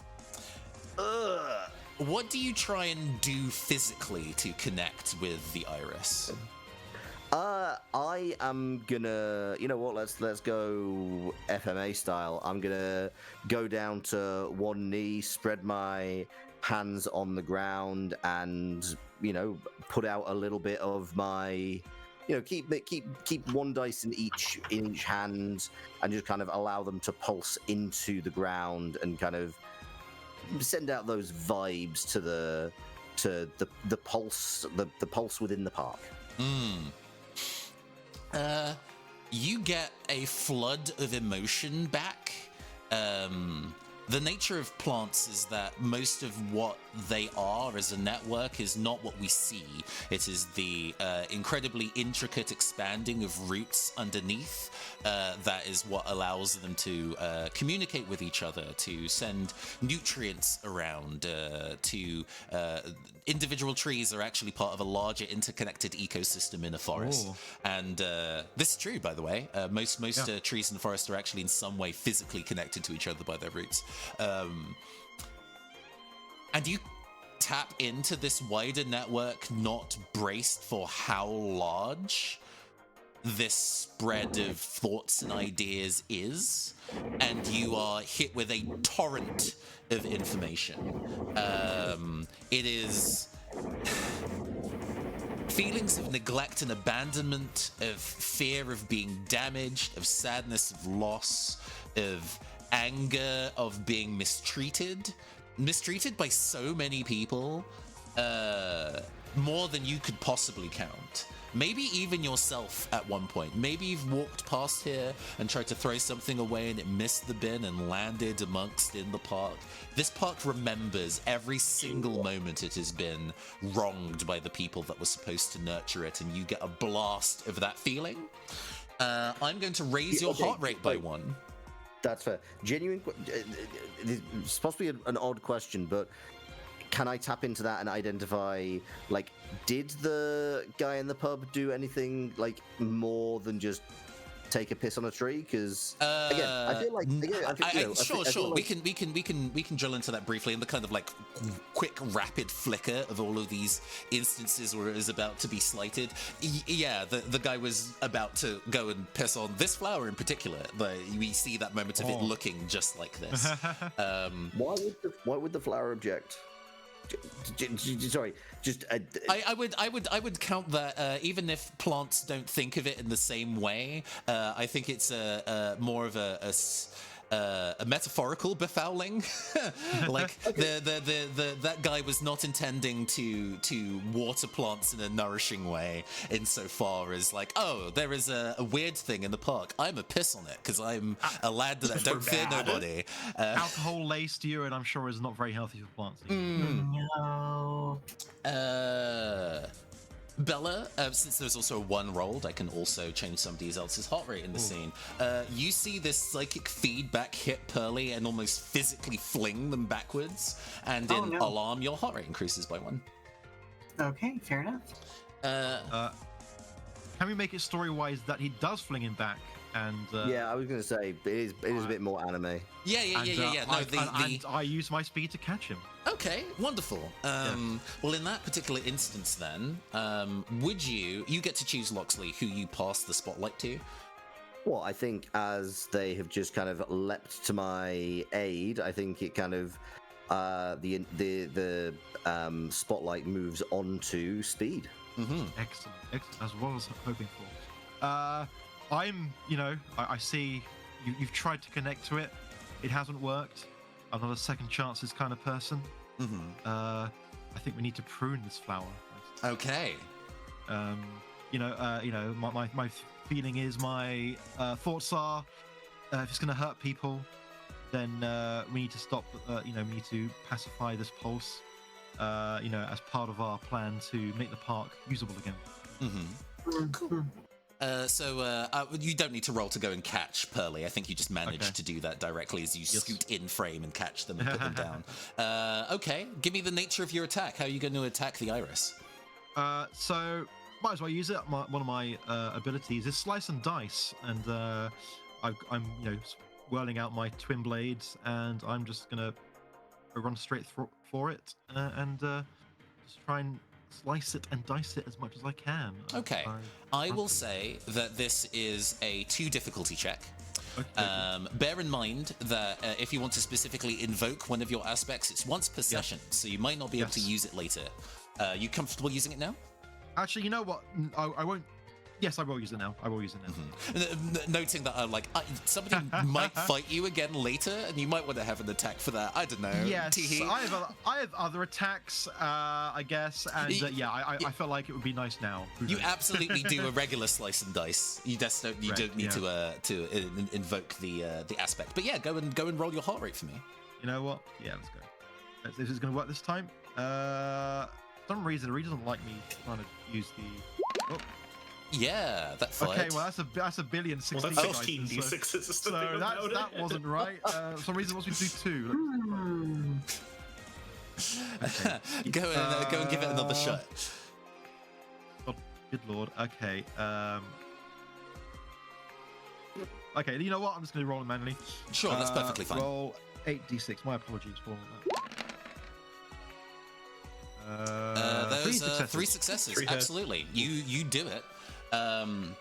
Give me the attack. Describe the attack as you cleave this iris in two. I almost kind of ninja run, Naruto run towards it in like a kind of a quick leap, almost like a bolt of lightning. And as I make contact, there's like a kind of a negative effect on the color of the scene. Like it goes negative for a second, and I go past, and my hands are behind me, and then you see kind of electric crisscrosses over the eye for where I slashed it in that one frame of negative. In that split colour. second, Yes, in that absolutely. split second. Yeah. And well, it's a plant. It has no really way to physically resist, and you cleave it in two. Whoa. Okay. It bursts into a set of petals that flitter to the ground, disintegrate, and yeah, go ahead. I turn around as they kind of fall to the floor, kind of framed by the green lights and then the petals falling down. Nice. Would you like to change your heart rate? I'm going to keep it as is. Marvelous. There is a 1 rolled, but I'm choosing to not inflict that upon anybody right now. You didn't really notice before, but now that this moment of tension is ended, there is a deeper silence, and you realize that what few trees were in this space were rustling while the iris was here and under threat, and now it is gone.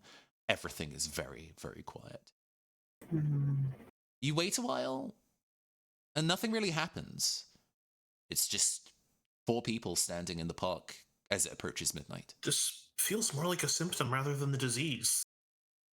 Agreed. Some investigation may need to be done. And so, time passes. Oh, sorry, go ahead. I want to poke around the construction vehicles and see if there's anything there. Like, there's nobody Ooh. stopping us. I'm going to break some laws. Yeah. Real swift. You go up to one of the construction vehicles, and now, like, in range, and you see, and maybe this wasn't the case before, but the vines have tightened around it, dug into the metal. It bends. Ooh. I think that the vines should be allowed to do that. So good work, vines. I give them a thumbs up, and I poke around to see, like, I want to, like, look for construction orders or whoever is behind this construction. I think you find like a notice of kind of like an announcement that the place is going to be under construction, that the Sanguine Skyline Construction Works are going to be handling that process, and if there are any queries, to please contact a Leo Finley with a phone number. Hey, take a look at this, and Seth will show the papers to everyone else. Does anybody know a Leo Finley? Does Pearly? Yeah, that wouldn't make sense. I mean, I'm Like, happy they're- for anybody to, without having to like do roles for that kind of minutia. They are a construction worker. They are in the same way as the company, not especially notable or important. So if you want to say that you know them, you can.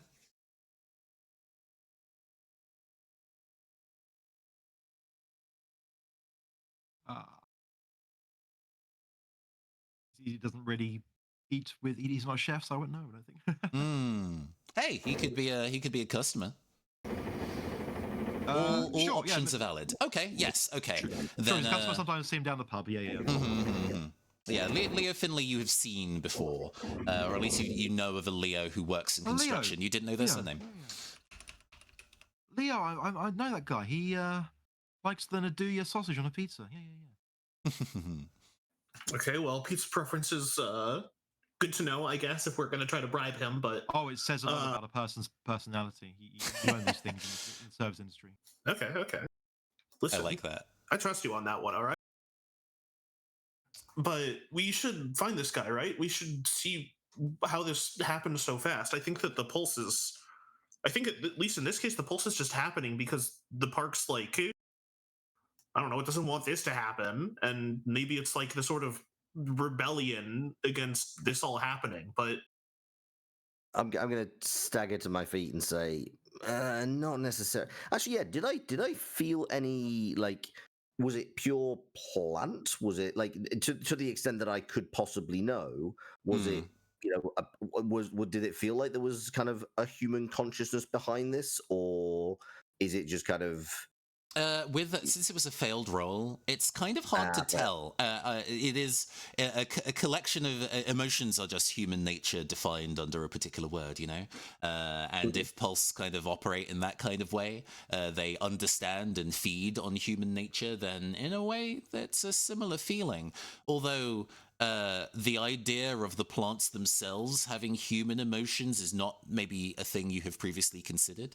You know, unless you're a Plantasia playing music to flowers to make them bloom better kind of person, maybe it's that makes perfect sense. Okay, so I'm gonna struggle on my feet and say, no, the plants are clearly trying to stop the construction from happening. I don't think if the pulse is tied into into a human, it's not, unless Leo specifically is carrying out orders he doesn't want to. I'm not sure he's the way to go. If never got a bad vibe from him, so. I mean, my next plan is marching over to Sanguine Skylines and knocking on their door, but that's probably a little too disruptive. And again, too disruptive in this anime bullshit. I mean, we could, but I guess we got to wonder what the end goal is, because again, if we look at what the plants are upset about years of neglect. This is just a manifestation of years upon years of neglect and not getting the care from the community or anybody else. The people trying to do construction aren't really going to be. I'm not convinced they're the ones who are going to be causing this. They don't have anything to gain from this being attached to them. If we think about if this is about what the Pulse wants, I mean, one, do we object? Two, is if the Pulse would be targeted to anybody, I would have thought it'd be the person who cares enough to be collecting signatures from the park. Yeah, that does make sense. But I mean, what we want out of this is for people to not, be covered in thorns or whatever. If it's just the construction vehicles that they're destroying, like, sure, the construction vehicles, the companies will recover. I'm sure they'll be fine. The park will not if it's paved over.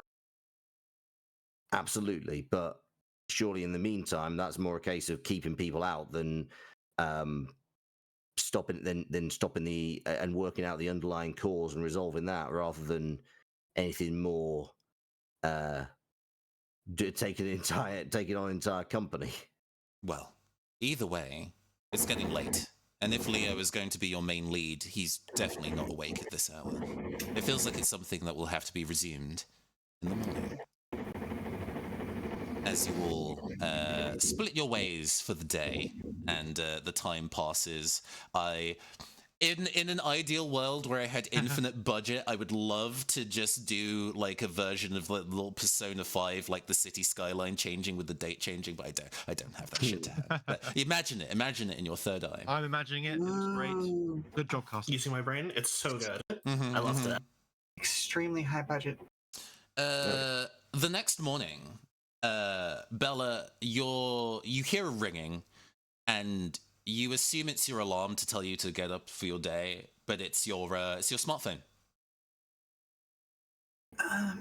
Yeah. Yep. Hang on. How can I help you? Bestie. Hey, what's up? Oh, goodness. Oh, my days, Bestie. It has gone... Things have gone haywire. This is unexpected. I mean, well, what did you expect? Like, they were trying to tear out the little green space, and I mean, nobody wants it torn out other than apparently some developers. So, like, what? Was it really a problem if we just kind of left it alone? I mean, really? I'm not necessarily one for hitting these streets these days. I'm better suited to other affairs, so touching grass I will leave to the rest of you, but, my dear, it's wild out there. It's a jungle out there, even. I thought you stopped it, or at least I figured if it was a flower or two, or a whomping willow, if you're going to use an outdated book, then it would be something you could solve and cut down, but I don't think if you were using a weed whacker, it quite stuck. Well, we did take care of one thing, but it sounds... What? When you say it's a jungle out there, are we being metaphorical, or like, how far has this spread? You go to your window, and to just place you in the world. You live in a flat reasonably high up, so you get in one of the brownstones, so you get a pretty decent view of some of the places nearby, and you wouldn't really know where the park was from your window because other buildings are a little too tall and get in the way of you being able to see kind of like the small trees and bushes that line the area. You can definitely see where the park is today. There is a huge tree there now, towering above the nearby buildings. Well, that's some Devil May Cry nonsense. Huh.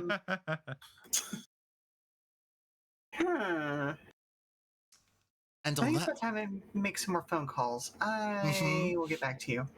I suppose if you need a good hookup for a chainsaw on the dark web, hit me up and I can get that delivered to you. Okay. Bye, bestie. Hang on. Why did I get... Okay. I don't know why I got coins thrown at me there. So it's a new day. There are things to investigate. There are places to be. There are people you might want to talk to. We'll go through it relatively quickly for time. Well, we might overrun a little. You know, let's treat ourselves. Let's be naughty. But who wants to go somewhere and do something? Fuck it, Seth's being disruptive. Seth's gonna go to Sanguine Skylines. Yeah.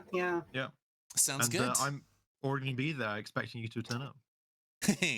Love that. I think Seth goes alone, sort of expecting that this is just a thing that he's going to do on his own, and then he shows up and everybody else is already there, and he's like, "Oh, okay, cool." Oh no, Pearly is not.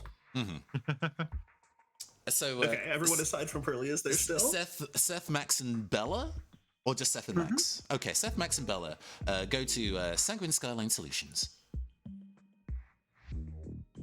Big building. It has yeah, that's a skyscraper. It's not necessarily tall so much as it is square.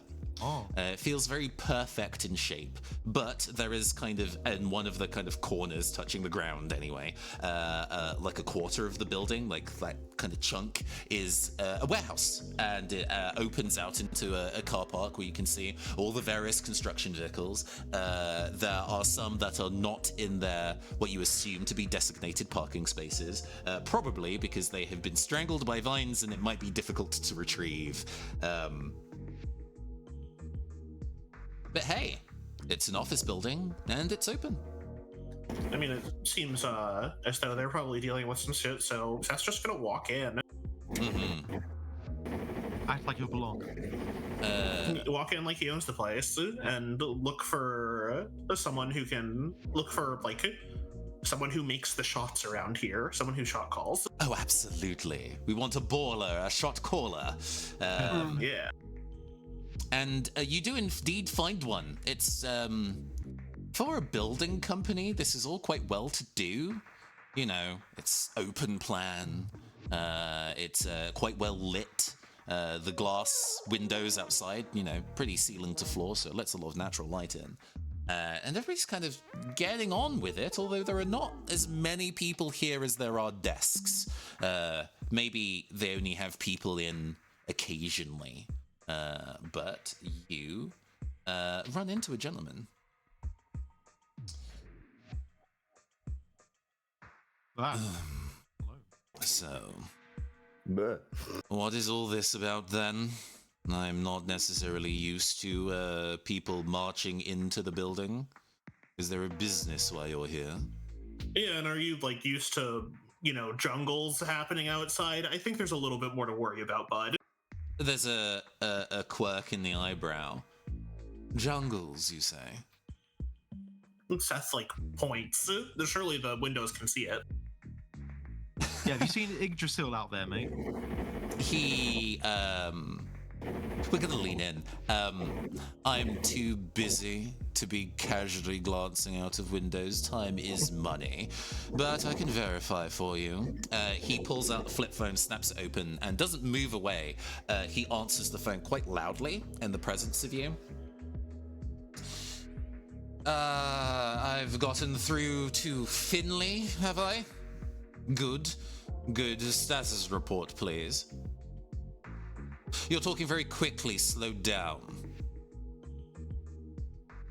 Yes, well, you're supposed to be cutting those down last time I checked. Too many of them.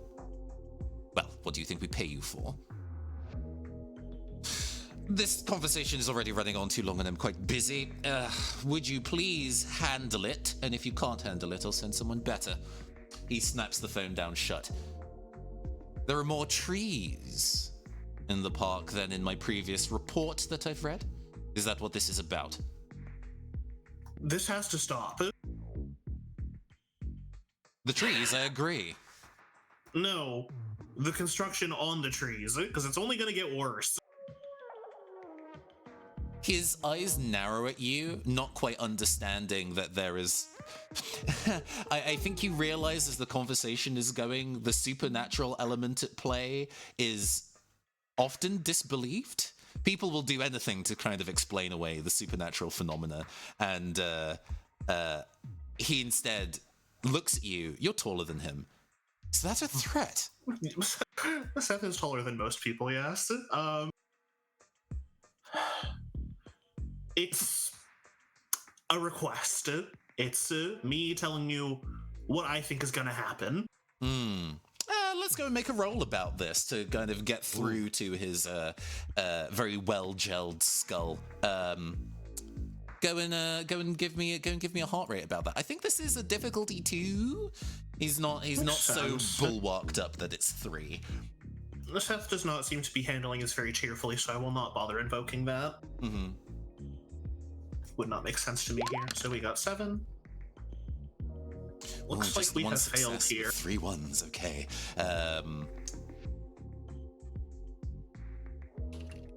Apologies, I don't have his nameplate up. Let me make that exist for people.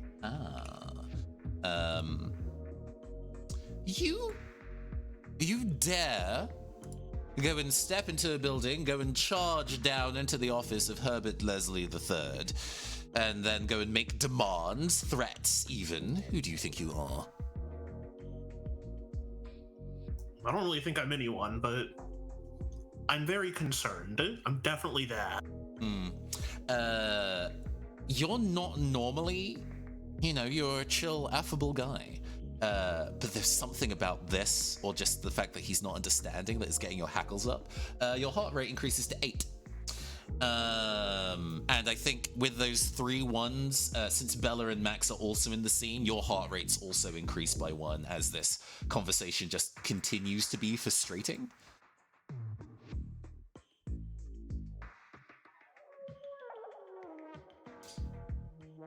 Bella.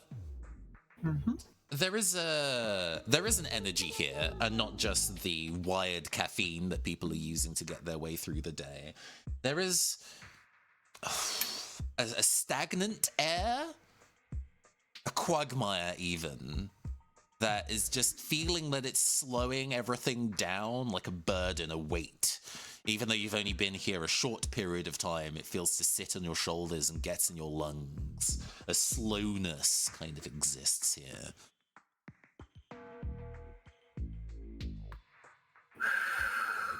This feels like the kind of place where things are done because they're supposed to be done, not because there's a reason for it. Would that be a good read on it? It is. The pressure of being given such big deadlines and such expensive failures are threatened that there is no choice but to keep pushing, to keep working past being exhausted. The reason why building companies bid for getting the rights to be able to work on public works is not just for the money, but also it's essentially auctioning how quickly you can do it. And sometimes people will overcommit how quickly they can finish a project to earn that deal. And it seems that Sanguine Solutions have been very aggressive on how quickly they say they can finish tasks. Sometimes, yeah. Okay, so I think that dressed as she is as a worker, at some point in this conversation, Bella is actually going to peel off from the main group and see if she can find anybody here who is actually supposed to be working on the construction portion of this. Like, not the office workers, not the people who are pushing the deals, but the people who are actually doing the job. Absolutely. Go and give me a heart rate roll for that. Sure thing. And hey, since your outfit is one of your aspect tags, right? That might be worth popping here. Yes, I do believe so. It is also, I think, a 2 difficulty check. Okay. So it's just 1 bonus die for the. It is aspect, 2 bonus die for every aspect used. 2 dice. Okay. Not want to be full screen. Why are we suddenly full screen? Hey, you do it. I do it. You get in a very pleasant chat. You talk the business with some construction workers. If this was a more like elaborate video game, their character models wouldn't have fully rendered faces, like their little hard hats would be in front of their eyes to suggest that they're not an important named character. Sure.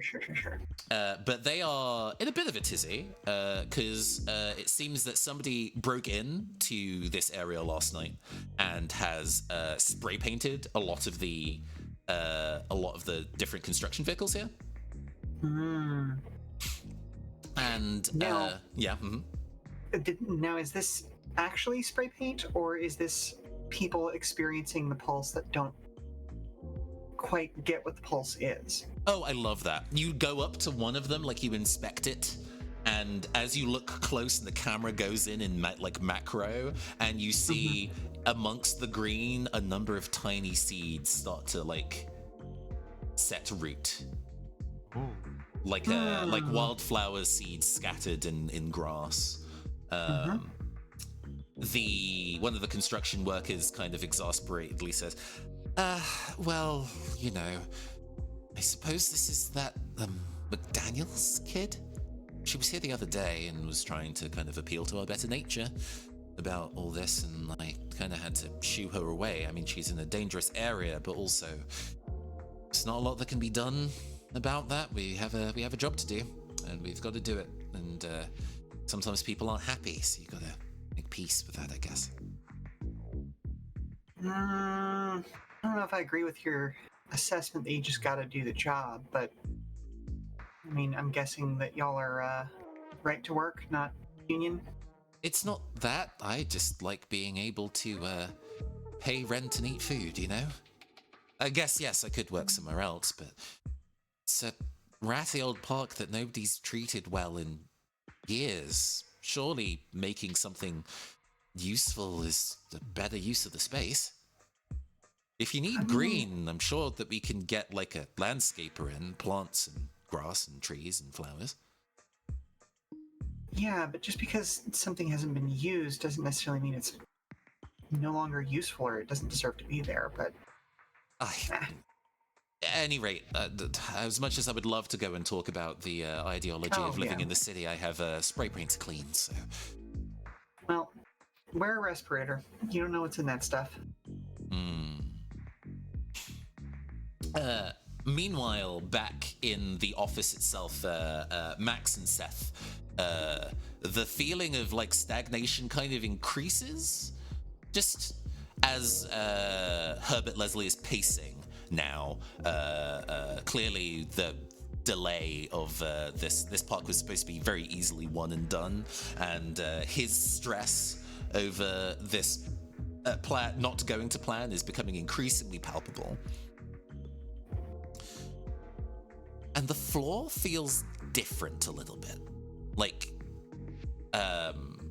you kick your feet in impatience, Max, and you hear the rustle of paper.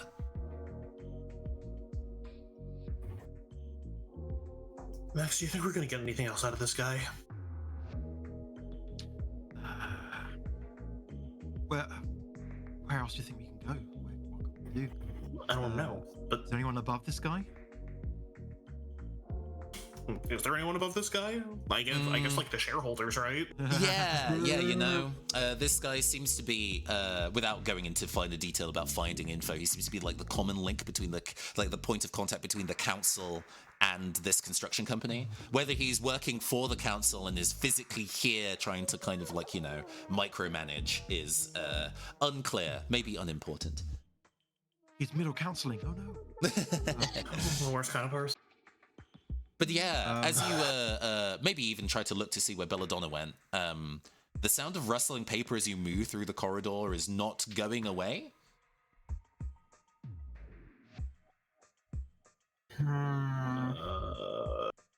What does that mean? Well, you continue to walk out to maybe into the front lobby to meet up with Bella and maybe decide where to go.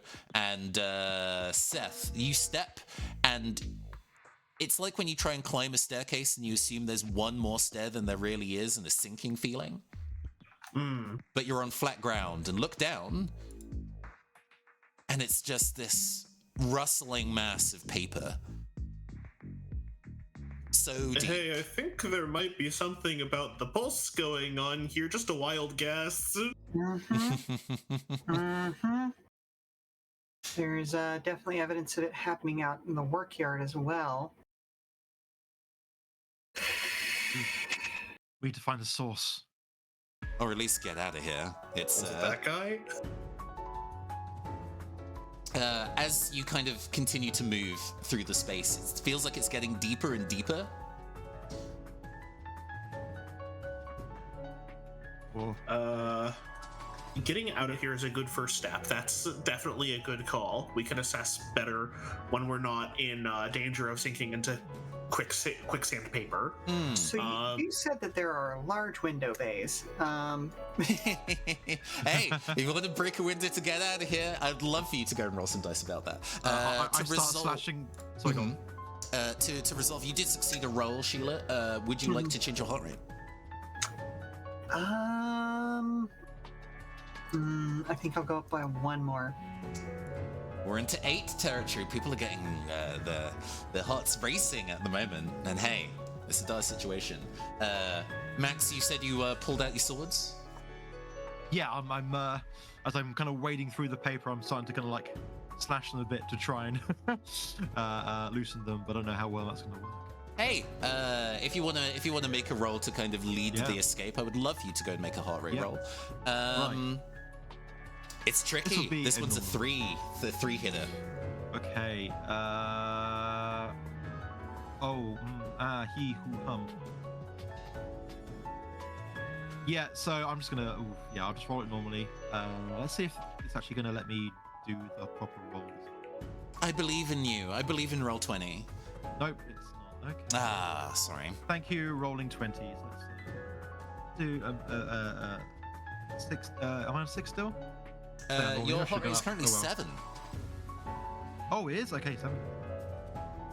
Yeah. Upon witnessing people get into shenanigans. That is... Oh, cool. This was a 3 and you rolled 4, so you succeed. Nice. We haven't had a crit roll yet, but there's a mechanic about that when we get into it. You managed to, and with this, you not only managed to, succeed, but you help everybody escape this situation before the camera moves on. How do you help everyone escape? I'm just slicing and dicing and slashing at this paper as best I can, creating a small path. And they're sort of like trying to go fill back in, like parting the Red Sea or whatever. Filling after you, yeah, absolutely. Yeah. But and we're kind of running along the floor as I'm kind of like slicing away, kind of my very best, and we just make it, I guess, smashing out the window as the paper fills in and kind of as a wave splashes a few pieces of paper outside the window. Yeah, absolutely. As you're kind of driving your way, forging this path towards the window, hands start emerging from the stacks of paper, trying to grab you and pull you deep under endless amounts of paperwork. You will never be finished. The work never ends. As you burst through the glass, like there's a big X, like slices along the glass, and then it bursts out as you cut through. You fall a couple floors, but hey, you currently are, protecting the city. The nature of you fighting the pulse gives you more resilience than normal. So you land in a heap but unharmed, and glance back up to the window. And it's as if this was never the case. There isn't a pane of glass there anymore, but there's no paper. There's no broken glass around. Well, that was weird. Yeah. It seems that the pulse affects the city in many ways. But still, let's go and have a look at what Pearlie's getting up to. So, by comparison, I feel like if we're doing this cinematically, there is still one little bit of paper that rustles across the screen as a wipe as Pearlie opens a newspaper, because Pearlie is just sat on a bench, near to but not at the park, very much not in the park. He's kind of being cautious, and he is waiting for the activist Peony McDaniels to come by, because this is where she was collecting signatures. It's the park, it's the center of the point, so it would make sense to him to go and try and find out what's going on with her. You head back to the park. It's a shorter drive than you would expect. Like a block shorter. And then you realize it's because the park has grown. Yep. You get to the edge, and you see Peony there, actually. She is looking up at this dense lining of trees. I mean, I thought it was a dream. But it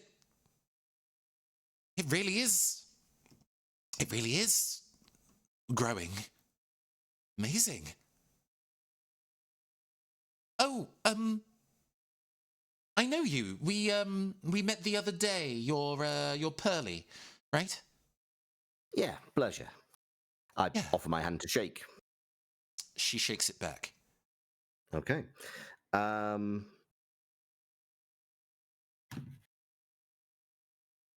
Does she like, just from a vibe check? Is she like happy about this situation? Is she?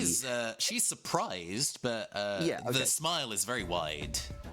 Do the plants look healthy like this? I mean, yeah. These. You're not, you're not a gardener, but you're pretty sure some of these are tropical. Okay.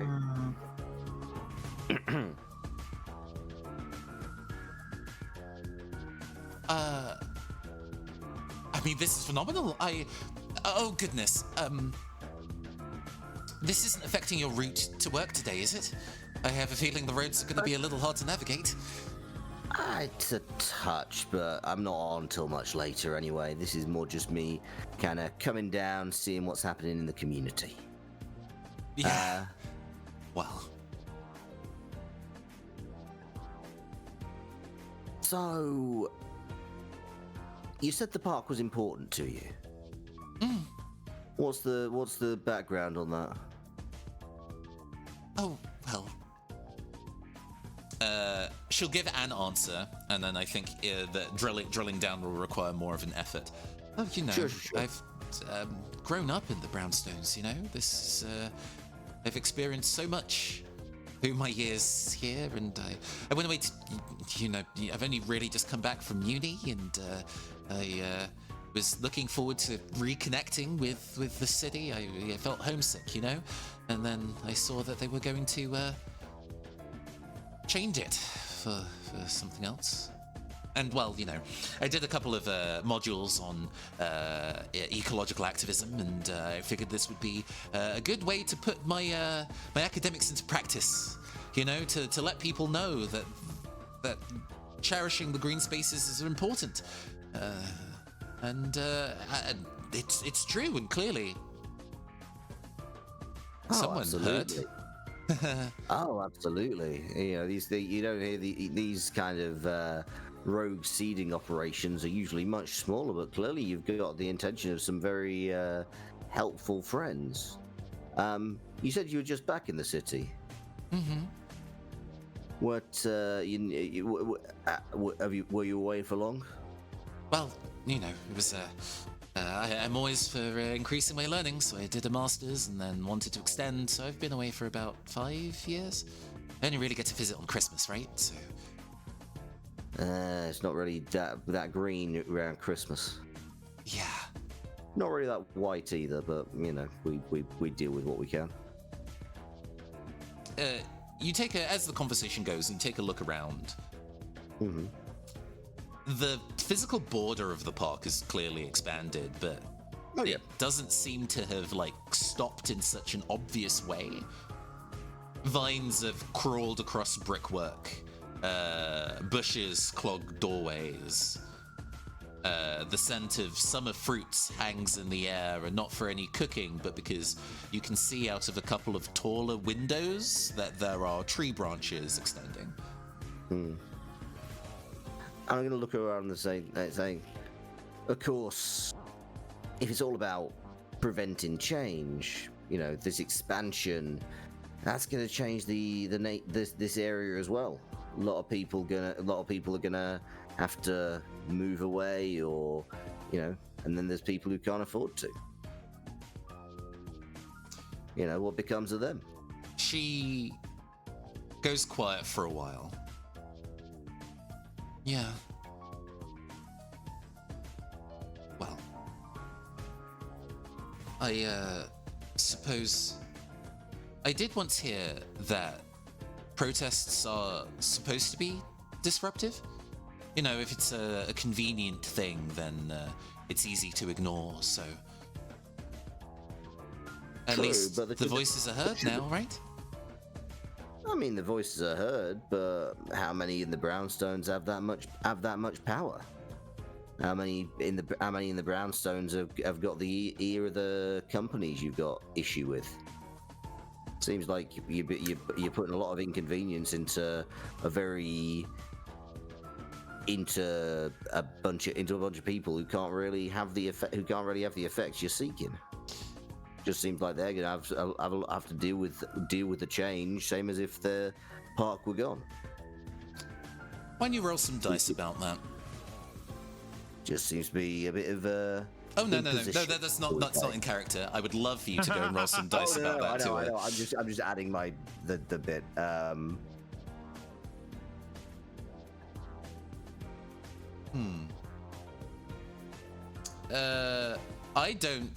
not going to give you a target number here. Oh wow. 12. Apparently you don't need to. Dang. 12 is high. What are you adding? I didn't add anything. Wait, why did I add that? Sorry, that. Hang on. No, because I'm on 7. Currently 8 by my count, but why is it 12? How Oh. strange. I think is it adding? Oh, are you trying to use the trying to use Hang like on, the am I- character sheet to roll rather than the macro? Yes, I am. Is that not Right. work? I find that it's a little easier to use the macro if you don't mind. Okay, that is absolutely fine. Okay, still 4 successes. That's still big. Incredible. Oh, actually, let's do it properly. Oh, interesting. Oh shit! Interesting. Okay, Caster, how's your Marxist theory? We're in deadlock, so I don't need to go and say something that would get me the main character on X or Blue Sky or whatever. Instead, Peony says, I understand your point of view here, but ultimately,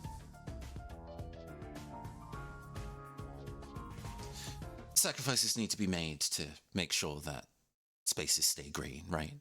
Nobody's going to do it. I've been working at this for days.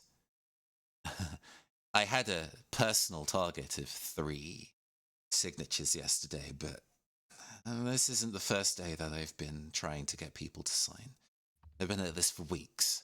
No one cares. I don't even really believe that you care. I absolutely care. I have more of an insight into these things than you could possibly know. I know about the sadness. I know about the neglect. I know about the sense of loss, the sense of longing for something for succor, for satiation of the satisfaction of actually being cared for. It's a very different. I have more insight into this than you might yet appreciate. But the thing is, I care about this city. I care about this green space, but I care about those who live around it and don't have and are gonna lose the safe space they get to come back to at night.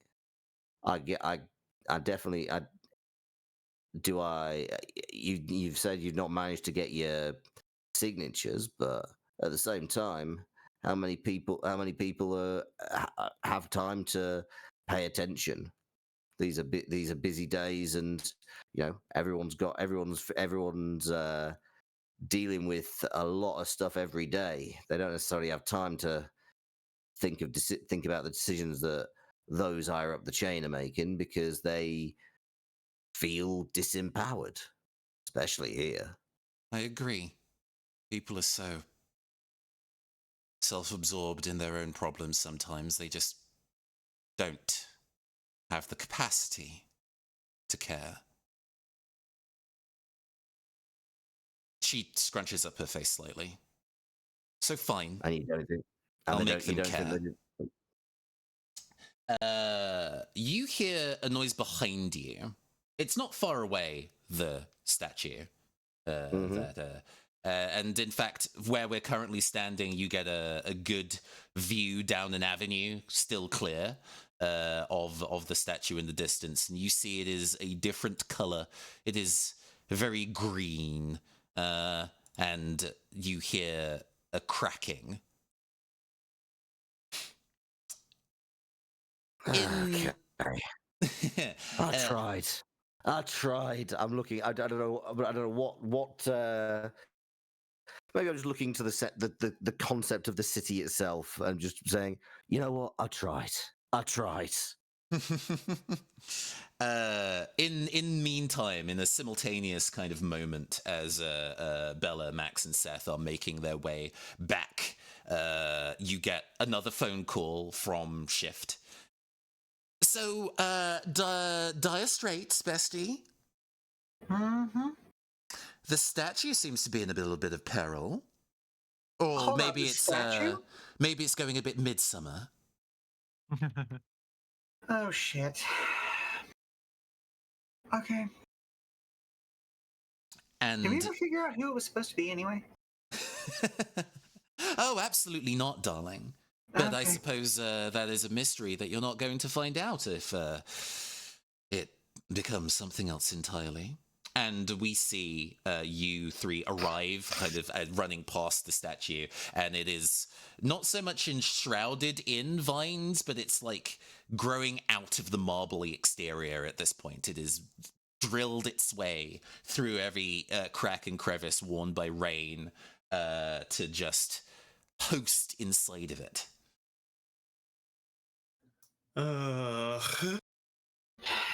All right. Are we killing a giant man today? Apparently. Apparently I that's the think thing we we're need to doing. deal with some symptoms before we deal with the disease. Yeah. Yeah. Yeah. Let's go with My this. day off, I don't need to be chopping vegetables. This is in reasonable line of sight of Pearly to see your allies arrive. What do you want to do about the circumstances? This isn't necessarily like an action scene with turns, but hey, does anybody want to do something to try and stop this overgrowth? So can I see my cohorts arrive? Oh yes. As you look into the distance to the statue, you see the three arrive there. Okay, I'm going to the to. ground. Sorry. Yeah, I want sorry. to wrestle the statue around it. Gotcha. But just to resolve what Loxley was saying, and then we'll get to that Yes, wrestling. absolutely. So I wanted to whatever is going on during this situation, I would very specifically like to keep an eye on what Peony does. So I am currently just taking not supervisory, but like I'm a bit more distant than everyone else is. I am going to keep an eye on Peony. Absolutely. She stands there and watches and does not say anything. Just stares at you at the statue in the distance. Meanwhile, throwing hands with the statue. Seth has a good exercise regime. Seth has wrestled before.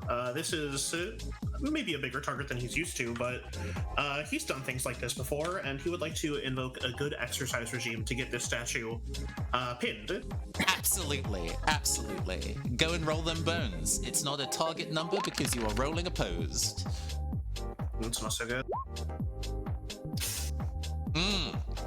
So, in opposed checks, when there is somebody who wins the circumstance, that previous roll was a tie, so nothing really kind of came out of it the other side. But the winner gets to raise or lower the heart rate of either person and controls the narrative involved here. You lock into combat. It's rare for you to go and try and wrestle somebody who is taller than you, but hey, the statue just about. But you are an even match for it for a while, and then you feel yourself giving ground. Your sneakers pushed back against the concrete as it starts to get the upper hand, and then it grabs you by the collar and flings you like a beeline past Pearly, past Peony, into the woods. Oh god. It then begins to sprint. Seth, your heart rate increases by 1. This is absolutely wild. You're sitting at 9 right now. Can I sprint after Seth? Absolutely. Yes. I guess like charging past this running statue, and Naruto running, Ninja running, and trying to. I don't know if I'm fast enough without any extra bonuses to kind of. It's fine. I don't think you need to worry about. I don't need you to contest that. You kind of continue sprinting. You sprint past. You overtake the statue reasonably easily. You're not weighed down by the marble of which the statue consists. You pass by Pearly and Peony, I say hi, Pearly, and as I run past. I tap my flat cap like hair at him. Yeah. And then I'm like, trying to baseball slide to catch Seth before he kind of lands in whatever he's going to land in. But perhaps I hit a tree on the way. Yeah, you barrel through. You're both, especially physically increased when you are fighting the pulse. Your strength is much higher than a normal person's. You break through a couple of the thicket as you end up inside the depths of the trees. Bella, you see as the statue gets towards Pearly and Peony, just take Peony. Strung under an arm like you'd be running with an American football, and barrels into the woods. Okay. All right, we're doing this. Can I try and prevent that? Sure, if you wanna. Things are gonna go. It's gonna go wrong, but Absolutely. Go make a roll about that.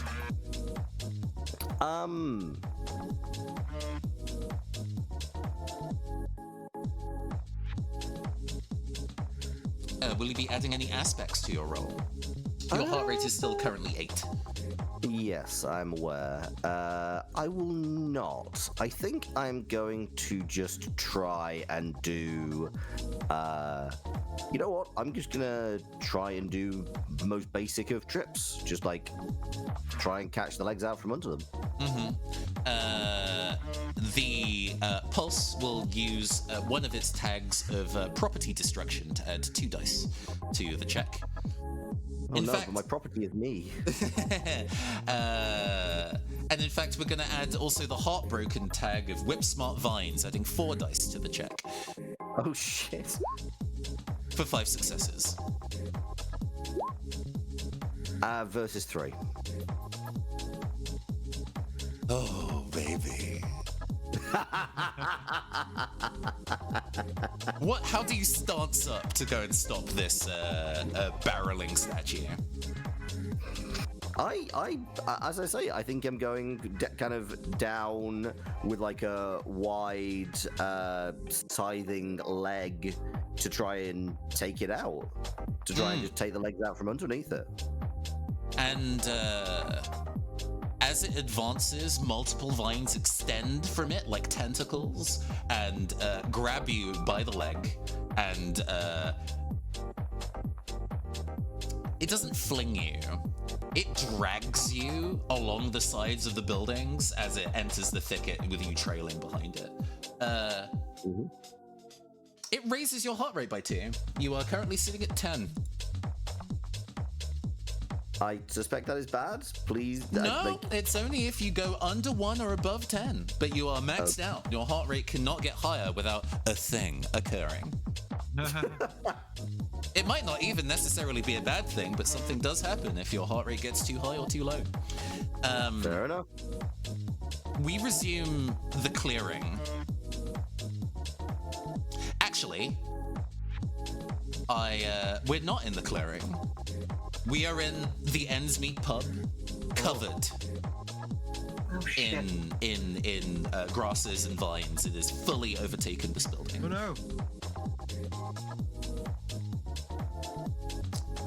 As there is time, I think, for everybody to kind of catch up behind the sprinting figure.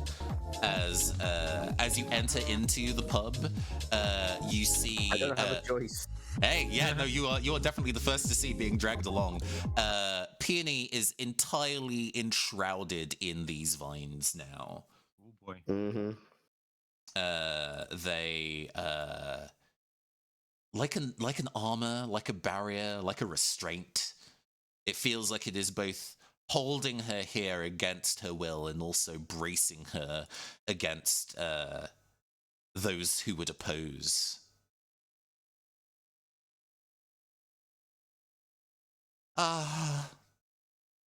Says the writhing mass of vines, no discernible mouth of which to speak, and yet. It's come to this.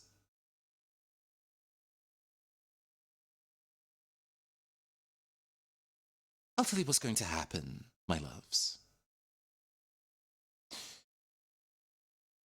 The park is going to grow. It is going to work its way into every crack in every concrete, within every pore. You aren't going to die, of course. Not unless additional compost is needed to feed the ecosystem, but you will be part of nature. The city will be reclaimed. Obviously, this area is just the beginning, but we can continue. After all, I'm doing what you love. I'm destroying all those corporations who built this city, not fit for you, but fit for profit.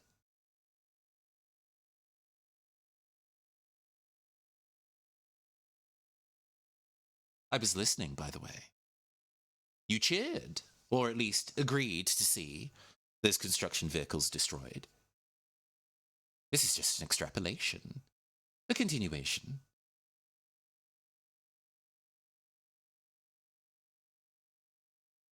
By the way, are we all in here? Did you say? Oh yes, you kind of give the time for those. It's petty like that. It waits for you. Sure. Can I just? I need to step away for just a tiny second. Sorry. No worries. You good? No, it's fine. I have stuff I want to say anyway. Okay. Fair enough. Okay. So, at what point is there any point at which we can get you to acknowledge that that's all bullshit, or is it just? Is that just the end of this? Because it strikes me that we exist in a balanced ecosystem, and whilst we have allowed the park to fall into disrepair, that's on us. Not gonna hold my hands up. It does strike me that the kind of the mass rejection of everything is of all humans within the greater area that you can cover seems a little bit overkill. Oh, you misunderstand, my love. I have no interest in displacing humans. After all, you're what keep us running. We're nothing without you.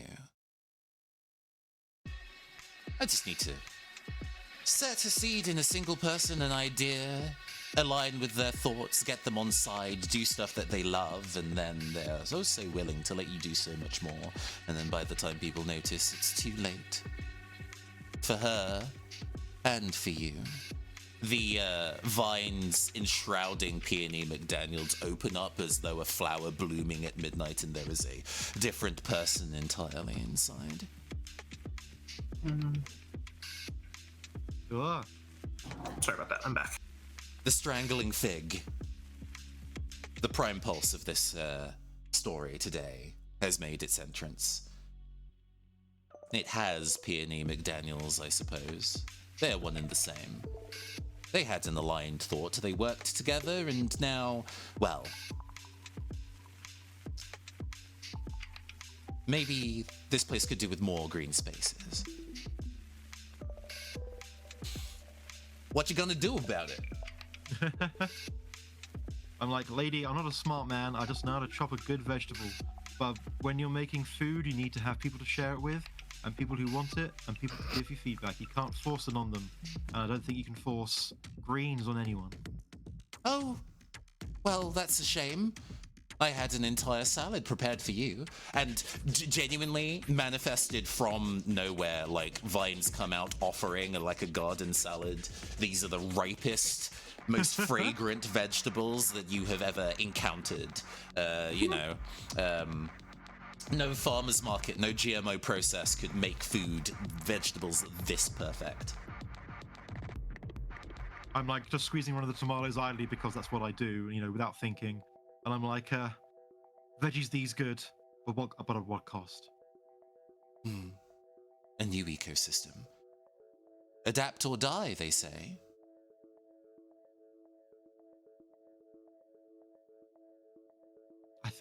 I think we need to adapt, but perhaps not in your way. Speed. I think it's time. Sorry, what's going on? I'm just coming up next to you. Okay. Sorry. Am I free from the vines that have dragged me? Yeah. At this point, you can like manage to cut yourself free or untangle yourself. Yeah. Okay, great. So I'm going to stand up next to Speed as he's posing heroically and say, "Speed, get the girl." You got it, boss. And it's time for some overwhelming speed as I try and like cut off what I like in my head. There are vines around her, and perhaps there's a source of them, and that's affecting it. So I'm going to use my overwhelming speed attribute. Sorry, my apologies. And just like try and do one big slice along what I think is the roots that are the vines attaching to it. Absolutely. The strangling fig opposes you. It continues to use its heartbroken aspect of whip smart vines, for heartbroken aspects are repeatable.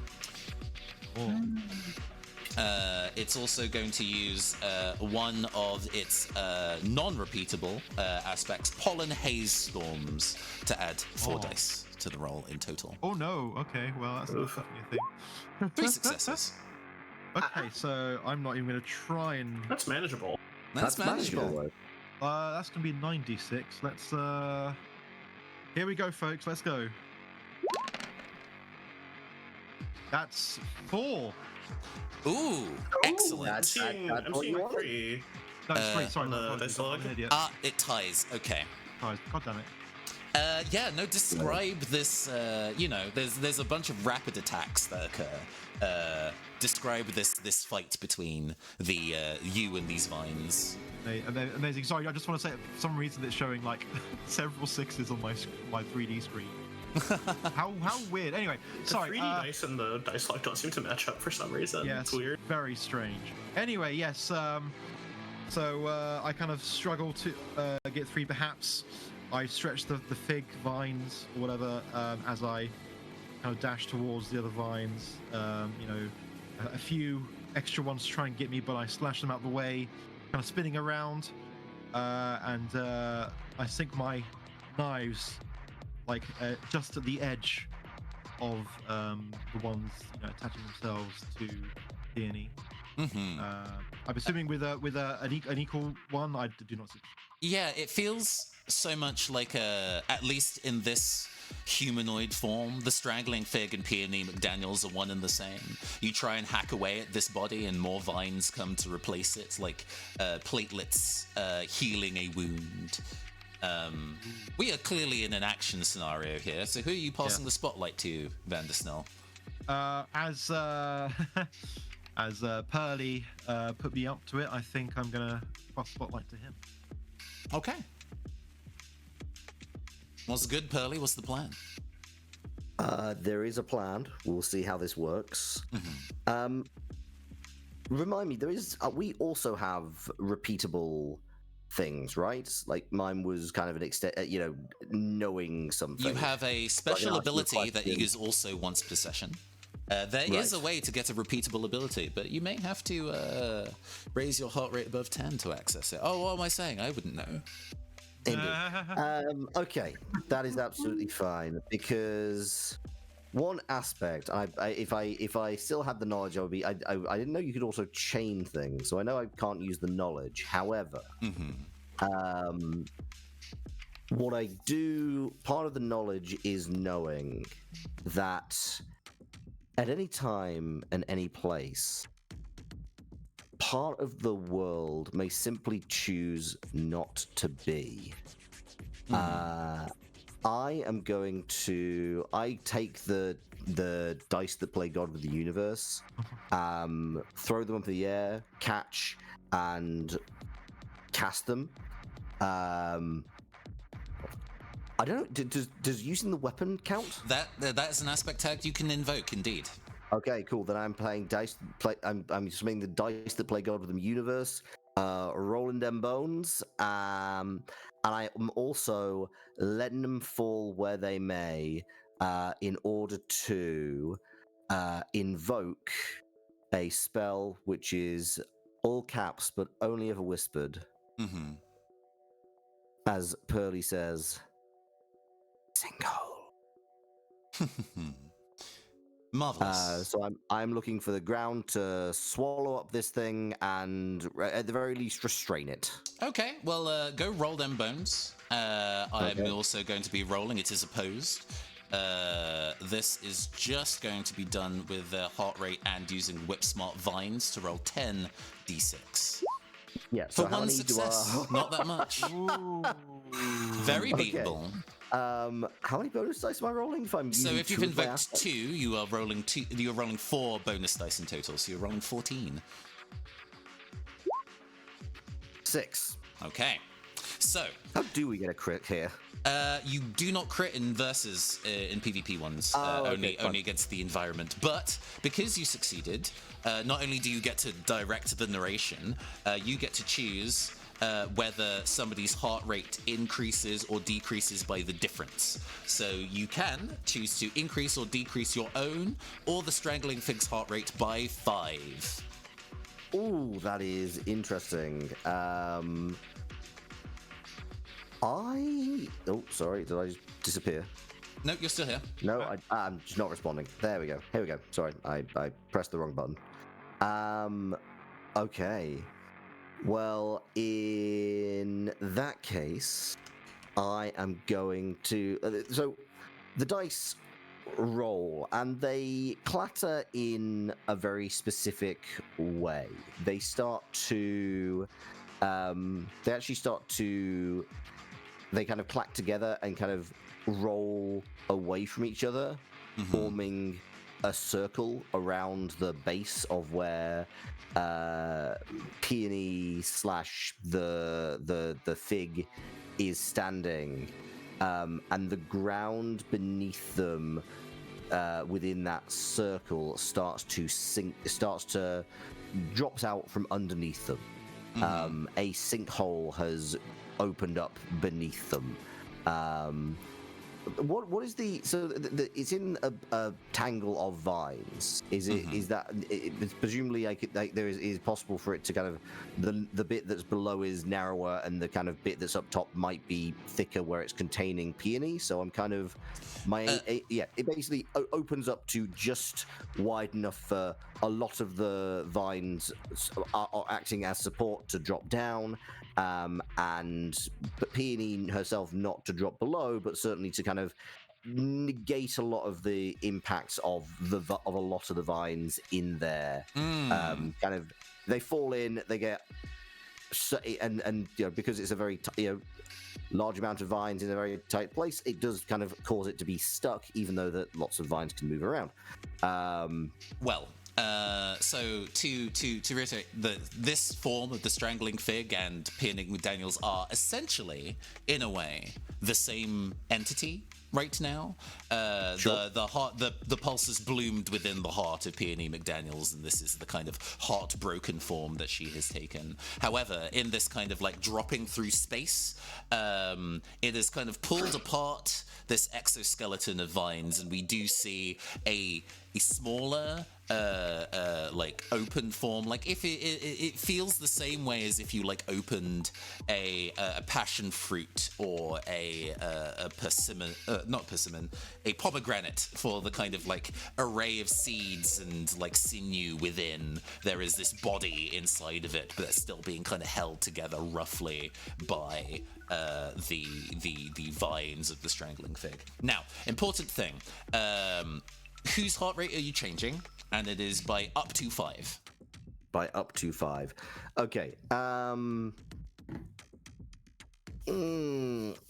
I split it, or is it? It is it a only single. one? It is a single target. Actually, this is also an important thing. I didn't really want to kind of talk around the rules in a way that would inform choices so much, but hey, it's probably worth mentioning. You've not become heartbroken, so this has not affected you directly yet. But when you are heartbroken, or at least when a person becomes heartbroken and is consumed by the pulse, your heart rate resets to 5, in your instance anyway. And something different happens when you go too low or too high when you are heartbroken. If you go above 10, or at least above your max while heartbroken, you will purge the pulse within you and return to normal. If you go below the heart rate, the minimum heart rate while heartbroken, the pulse consumes you and that thing is destroyed. Okay, right. In that case, I.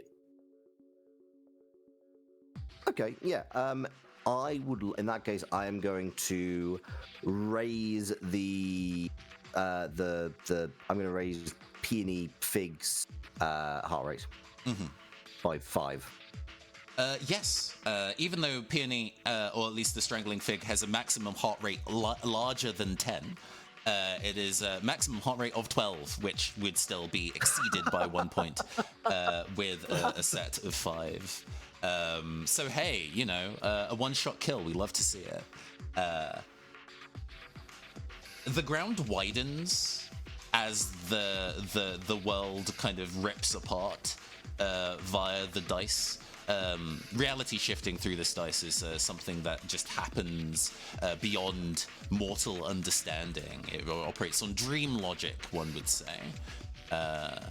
And eventually the floor continues to kind of give way until all of you fall through it. And you descend for a while and land quite softly on a bed of leaves.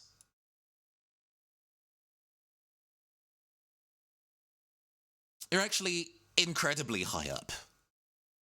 Ooh. Let's see. Uh-oh.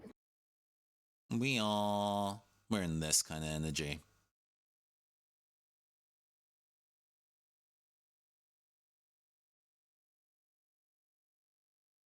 Is it gonna play ball? Roll 20. Okay, there we go with it now. And underneath the moon, too large, impossibly close. Also laying among you on this rooftop is, on this treetop, this canopy, is the Strangling Fig. Now more feeling like torn scraps of fabric rather than an impermeable armor on a what now feels very pathetic form. And yet, it still tries to speak to you. Oh, my love. You realize that nature is indefatigable, yes. Throughout every possible crack of concrete, the sprout can still grow. Green will always push back in one way or another.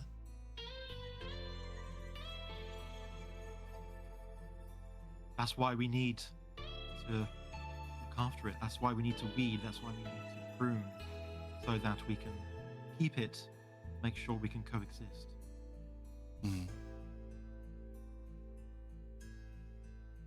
It's not a one-stop fix. It's something we have to keep working on. Well, listening to the heart of the girl that made a contract with me in her despair, a lot of hurt has befallen this location, which nourished me like the richest, deepest compost to bloom into something radiant and terrifying, and yet I'm still capable of being cut down. How humanizing. Ugh. I suppose you want her back. It would be nice if you would. Yeah.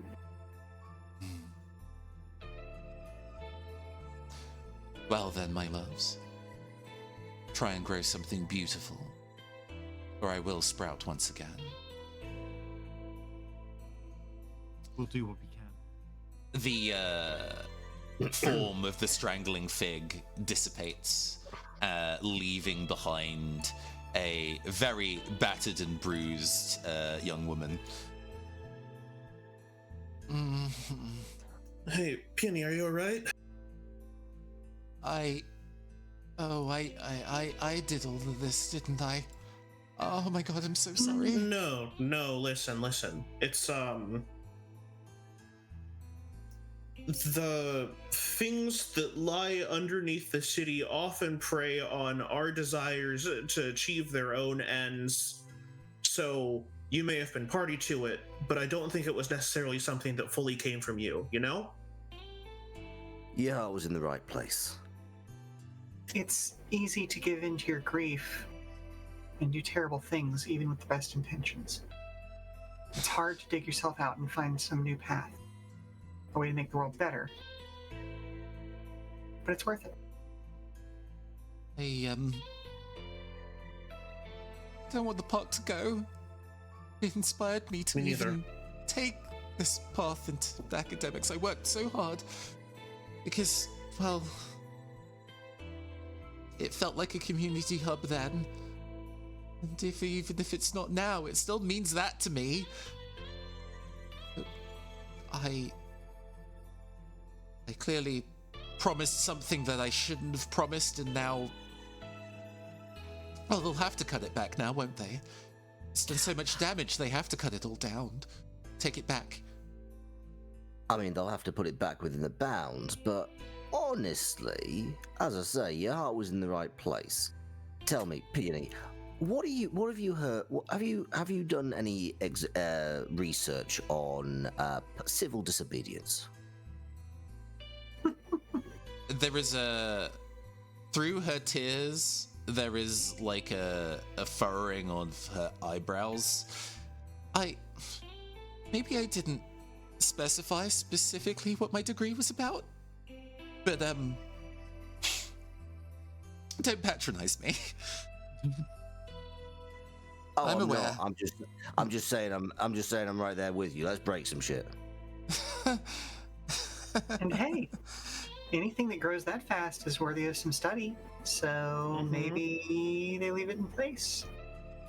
Try and figure out for a few years why everything grew up so nice, and maybe that evolves naturally into it being a new kind of hub, getting cleaned up again, being somewhere to visit. Well, they don't know that this was my fault, so I suppose I'm not being chased after. I'm lucky. That won't leave the five of us. Secret safe. Mum's the word. Okay. Who are you? She laughs quite genuinely, and from this height within the park, you look out over the city. Having fell down to only really fall from the sky and land here, the view here is unique. It is the skyline that you have seen every day, and yet it feels different here. And there is a scent of jasmine.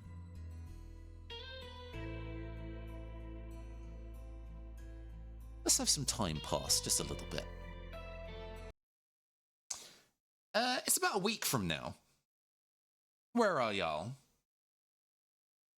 I've taken a quick stop before going to work to do my part to help keep the flowers, nice and tidy. Park. Doing some watering, doing a little bit of trimming, doing a bit of weeding. Hoping to inspire others to do. Yeah. With a little bit of prep, a mini vegetable garden has started. Yes. It's only been a week, so, it's not going to bear fruit just yet. But still, it's a process. And hey, it might be nice to not have to place a distant order to get tomatoes for Pizza Pronto. You look at your hard work, having done some tilling, have done some tidying, having done some weeding. The wind blows through the much denser set of trees, more dense than this background would suggest. And the flowers that are still here bob in the breeze. And one of them looks at you. Or at least, you think it's looking at you.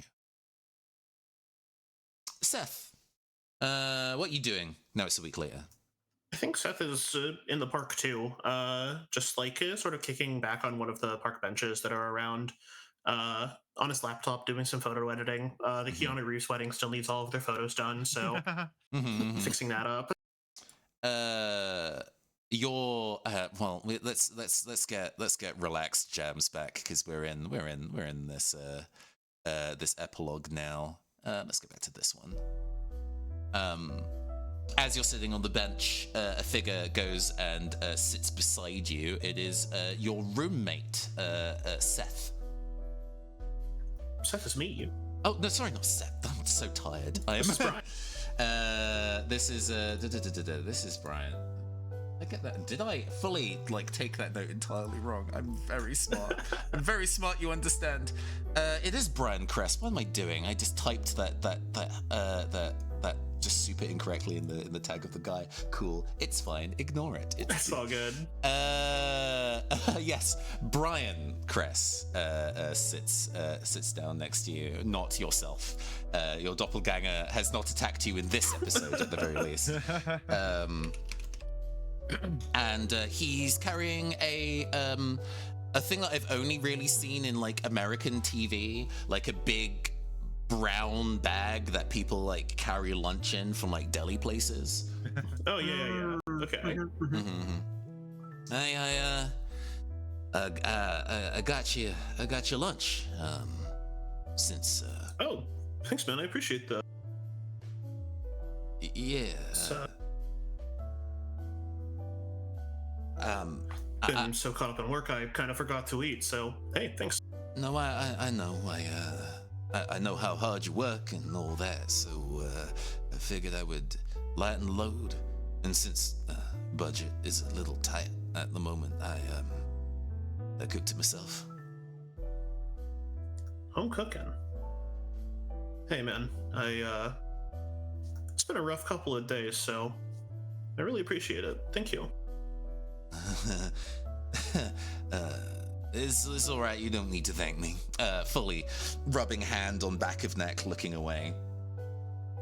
Just, if you want me to cook for you whenever, you just need to do is ask, is all. Damn. I usually just get stuff pre-made, so it's been a while since I've had home cooking. It reminds me of home.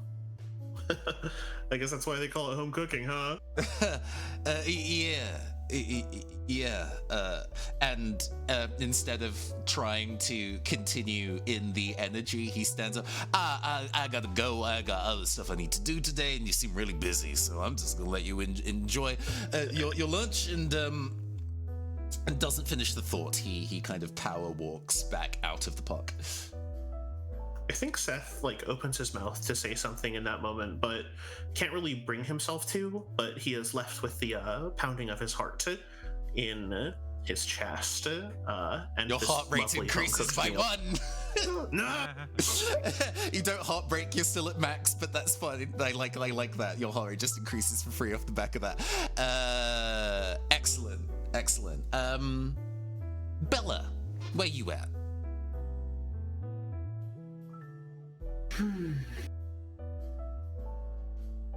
I think that Bella is still hard at work. Now, restoring the warehouse, but I think in the act of restoring it, she's also trying to make sure that they make a little space for some greenery. Maybe, that second loading bay door, we haven't really used it in a couple of years. Maybe we fence off that area and make kind of an outdoors portion, somewhere for people to kind of enjoy some outside time with some plants and just be with nature a little bit. I don't think the business has really slowed down, unfortunately, but doing what you can.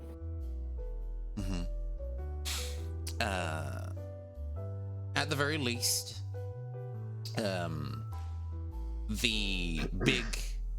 the fight against the tiger and that weedy didn't even really give a name. The internet has kind of taken to calling him Skinny Branch as a name. That has drawn a lot of attention to this place. Like, people went to go and see the tiger-shaped hole in the wall that he was put through, and that's now, being repaired and plastered over, which has disappointed people. But a lot of people did find out about your business, or the business that you work for, just incidentally, and all it took was a street fist fight between two terrifying warriors. Yeah, we take the bonus where we can get it, I suppose. Mm-hmm. Now, for Pearly, just to use a scene that we've not seen so far, and I'd like to kind of bring it up. There is a board game cafe in the city. I mean, there are many, but this is the one that you know and like. I think it's the Snacks and Ladders is what I named it as in the end. Nice. Yeah. Amazing. And it just so happens, not that you were really aware before, but Peony actually frequents this place quite a lot. It's left-leaning at the best of times, so it tends to draw a certain type, and well, it seems that Peony feels reasonably comfortable here. And I wave her over, or is she? I wave her over as she comes in, and I dig out from underneath the table a big old envelope and slide it across the table to her. For A4 envelope. Oh yeah. And as she opens it, she will find page after page after page of signed petitions. Oh my gosh. How did you get so many people to agree? Told them I'd give them a discount if they signed it. Told passengers I'd give them a discount if they signed it. Oh, a cunning plan. Well, I thank you greatly, and well, I think she thanks you too. I mean, I'll be honest. My whole takeaway from this is that I was right all along. You know, it really was just a matter of finding the balance. She wasn't wrong per se. It just went to a bit where people were coming to harm. Didn't object to the intent. It was just the goal. It was just the means that she wanted to use. Yeah, I suppose so. The back. Sorry, go ahead. I'm not one to take it personal, but let it never be said, Pearly don't care. Right. I'm sorry for that. I was in a difficult place. I'm sure you understand. In the background, there is a shady-looking type. They seem to have tried to shoplift from here. There are two types of shoplifting in the world. The kind that doesn't happen in the supermarkets that feeds people, and people stealing luxury goods because why not? It's a thrill that you can get if you could buy it anyway. Also, remember, kids, if you see somebody shoplifting food, no, you didn't. As they are about to make their way out of the Snacks and Ladders with a bunch of stone D20s with weird runes on it, you assume this place is run by a witch coven. There's no proof, but I can see that spell circle on the wall. It's a done deal. Very subtly, there is a tug at the person's trouser leg, and they glance down and see this long green vine covered in thorns. There are some places that are sacred, after all. And that is our session of Heartbeats in Perfect Sync. Concrete Jungle. Woo! Bravo. Snaps for everybody. Snaps for everybody. Good job. Good job. Yes. No, that was fantastic. Thank you so much. I think this is the first time I have played a session of Heartbeats and nobody became heartbroken. We got close. We got I was so close. close. I was so close. But hey, I would be fascinated to know. So, to talk a bit about what Heartbreak is in the game, I kind of talked a little bit about it. Your heart rate resets to 5. You gain a new aspect that is repeatable for as long as you are heartbroken. And you get a dark transformation that you get to describe. Ooh. So, like, you know what? In this hypothetical alternate universe, before we go into comments and kudos, this is if people are okay to stick around an extra 10 to go over this before we wrap. Yeah, absolutely. Sure. In this alternate universe, you all heartbreak. I want one after another your dark transformation sequence and what your additional fighting aspect tag is. Seth heartbreaks. What does it look like in the transformation? What'd you get? Breaks. I think the spectral claws that he wields just sort of are always like a tug, a push and pull. Whether or not he can like maintain their power when and still like keep in control. The claws take control if he becomes heartbroken, and he just sort of becomes like feral. He goes on all fours. He starts running around like a wild animal. He just goes fucking berserk. Absolutely. I don't know if this particular fighting game is your energy, but I would love that like heartbroken tag to be like a berserker barrage, like in Marvel vs. Capcom. Oh yeah. To be fair, I am very much seeing this as like full Wolverine. Yeah, totally. Max Vandersnell, heartbreaks. How does Max Speed transform into a dark version of themselves? My 2 short swords become like my arms, like my forearms, and I get a kind of a mask on my face. I think it's a weather report from JoJo Part 6, which is got like a kind of a crown. No, not weather. Something like that.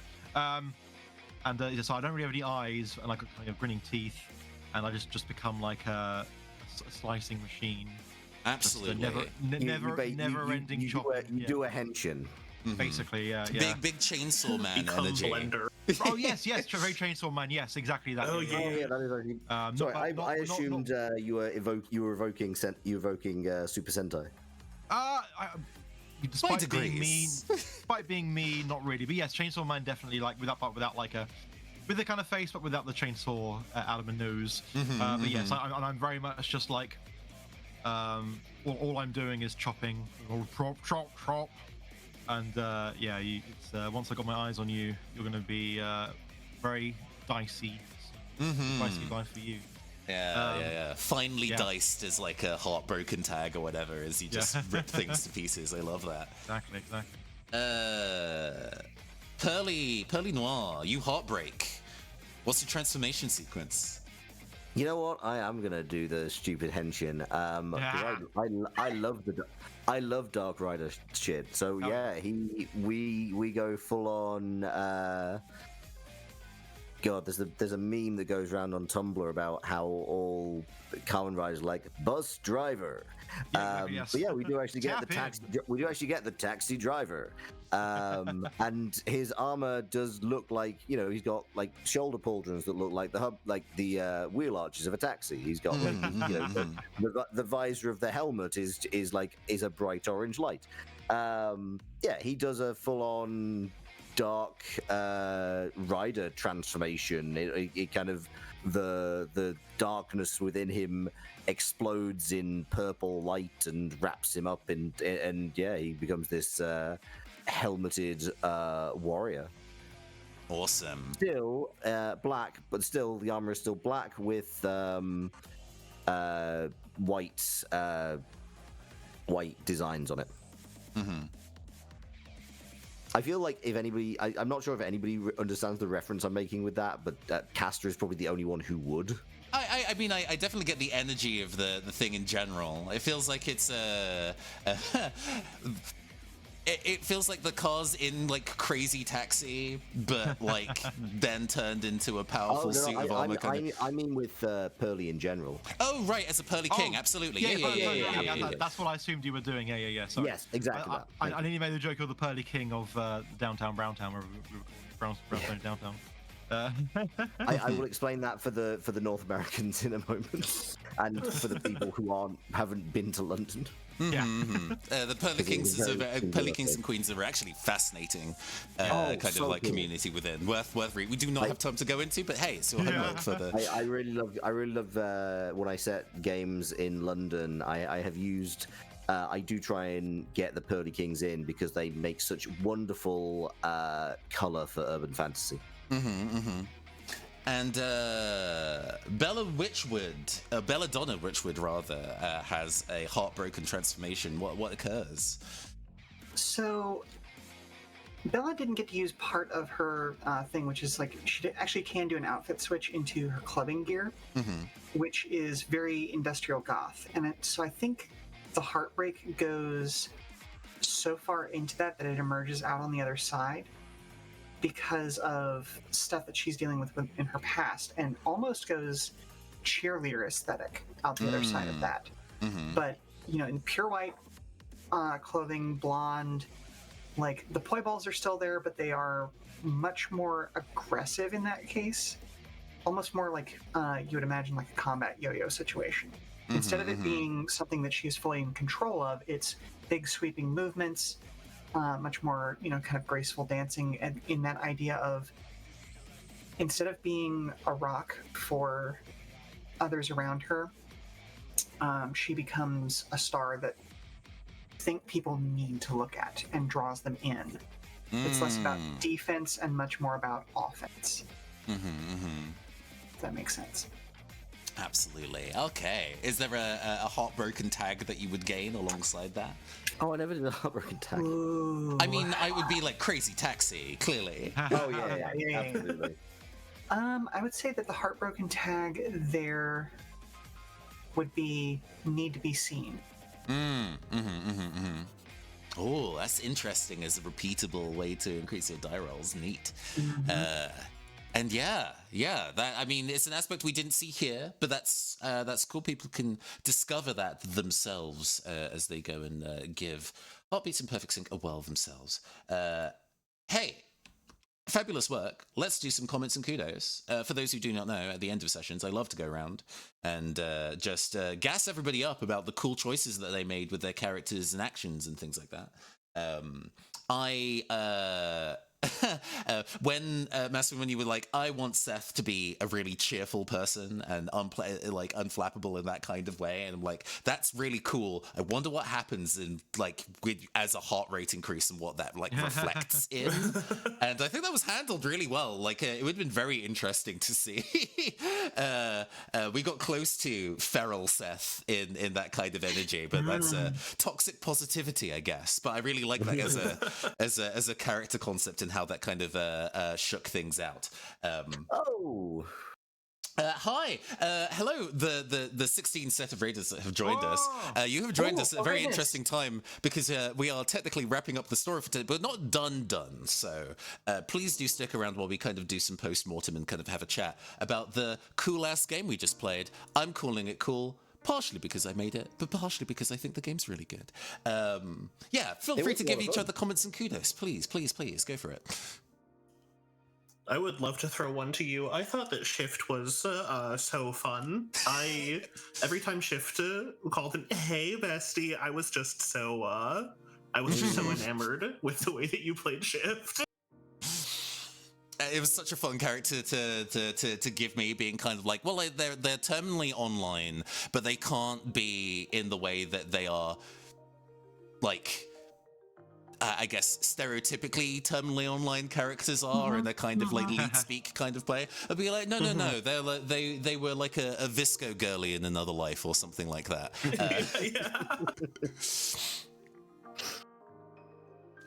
I want to give some kudos to Loxley. I think kind of splitting up the team and kind of the way you kind of talk to Peony, I think was a great way to kind of advance the story.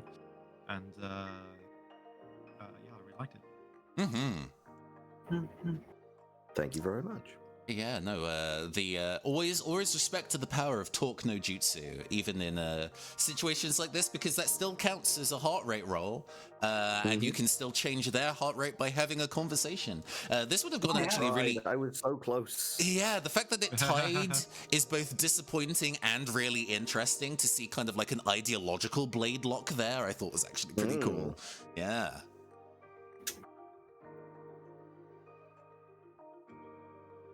Well, I will say I want to compliment Captain Hurricane and Max Vandersnell for being a very forward and active member in many of our situations. You took what a lot of people were laying down and picked it up and ran with it, saved some lives, and pulled us out of some nasty situations. So thank you very much for being active. I love that your reaction was to go like, I catch them as they fall. I'm like, that's so sweet. Yeah, exactly. He's such a good lad. Yeah. Absolutely. What's the use of these legs for running if I can't catch people as they fall? I'd actually like to give kudos to Maz and Sheila, because I thought like you had some really interesting, particularly like right at the start, where you were kind of like engaging with the world of the city, and kind of towards the end as well. I thought like the looks into your characters' lives were really interesting. They felt very whole and rounded, and yeah, it was really it really kind of built out the world, and like, you know, adding in more people, and, you know, co-workers and people they were working with and for. It was really it was a lot of it was really good to see like how you interacted with the world. Yeah, absolutely. I'm so glad that everybody jumped on the bandwagon of trying to really connect to the city that they were in. Oh, actually, to segue speaking about that, because some of the stuff that we've done, or some of the things that are new in the game that we didn't do on air, and might be interesting to kind of hear about, we did a little bit of collective world building for the city in this. One of the things that the pulse pounding edition of Heartbeats Imperfect Sync has is rules, or at least a guided in process on like collaborating and building districts, deciding on the important locations and why those places are interesting. What did you think about collaboratively building a location like that together? That was So fun. cool. Yeah, I really liked it. Like I've seen a few people do things like that. I will say I've seen it done in a similar way in an actual play podcast I listen to called Protean City. Which is based in the world of Masks, and it very much had that kind of very fun vibe of, and that was kind of in this as well. It had the very fun vibe of people kind of throwing ideas out and bouncing off one another. It really felt like something that was being built collectively. And I really liked, because all of the locations have not aspects in the same way that the characters have aspects, but there are questions that are connected to them. And you know, I come from playing a lot of Powered by the Apocalypse games, so I love the question bit for character creation. So you know, these things, what is under threat for this place, who frequents it, and the most wonderful thing I thought that you added to that was the idea that we basically each created a location and then passed it along to the next person, and then passed it along to the next person and kind of answered a question, passed it along to the next person, answered a question. And I really liked that, you know, effectively drafting mechanic. I thought that it helped everyone sort of have buy-in to every location that we met, because everybody did something about the place that was theirs. So it if you want a way to make the players care about the community, you just have them build it themselves. Absolutely.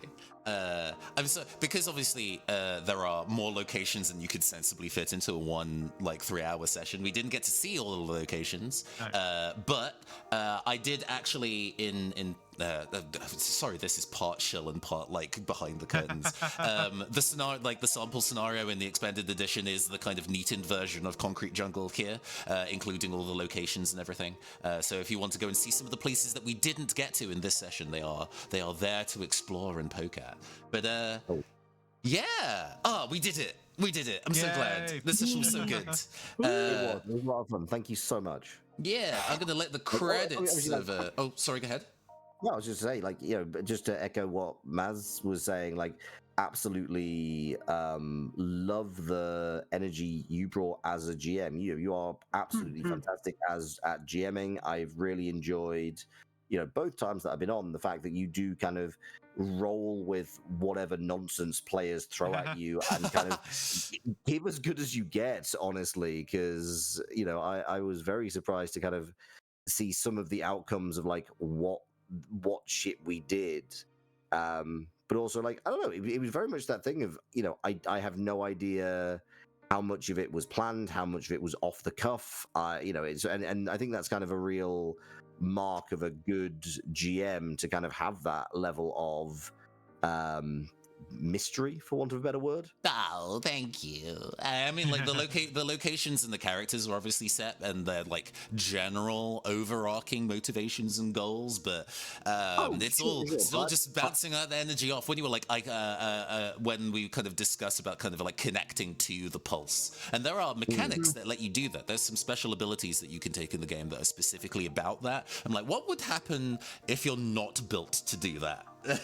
And being able to explore that on improv was real exciting. But we're running on. The thing that kind of jumped out at me was, like, I have no idea, after I inadvertently one-shotted the enemy. Sorry, folks. But, I did that before as well, so But the fact that we kind of then had the kind of very anime, she was recovering, Peony was recovering, and we kind of like somehow what fell through the floor but ended up on a roof, and then had this very shonen anime this is the moral of the week. Yes, I was quite impressed by that. I don't know if you plan to end it on like a rooftop with that kind of, with what I feel cherry blossoms floating through the breeze. Fighting on top of the tree canopy was a thing as a shot I wanted to do. If combats would have put this on the table, if combats would have gone worse, one of the strangling fig would have ensnared one of you, probably by the neck, and pulled you up through the canopy to fight you up there. It also, and just having a big moon in the background is just yes, what a visual. Tokyo Tower is there for no adequately explained reason. Yo, is that 10-4? Yes, no, in fact, exactly that. It was when I was kind of working out what the scenario would be, before it was more specifically like the fight between urbanization and nature, and how you can go too far on one side or the other. Fighting on like the side of the building of a skyscraper, like gravity was shifted, so you're fighting on the side, was an idea, and I was like, I don't know if I could sensibly render that visually, but the treetop sounds pretty sick, so we're gonna do that. But yeah.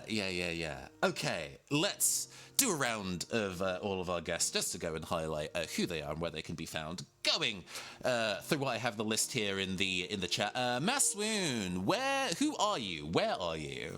Why are you? That's a big question. I'm Maswoon. You can find me on Twitch at It's Maswoon. I stream very, very rarely. It happens maybe once a season. You can also find me on Blue Sky, but more often than not, you'll be able to find me hanging out with friends of mine on their own streams. So, good luck. Mm-hmm. If you're into Pokemon, go watch the Fluffy Barrage streams. Yes, please do. Both so previous good. and in the future. So it's how I met Maswoon, and we talked about tabletop RPGs idly in between. He was like, oh, yes, good, we're friends now. It's a great way to kind of meet some of the wider VTubing community if you like Pokemon. Captain Hurricane. Hi, I'm Captain Hurricane. I am the world's greatest racing and pilot hedgehog. I'm a variety streamer.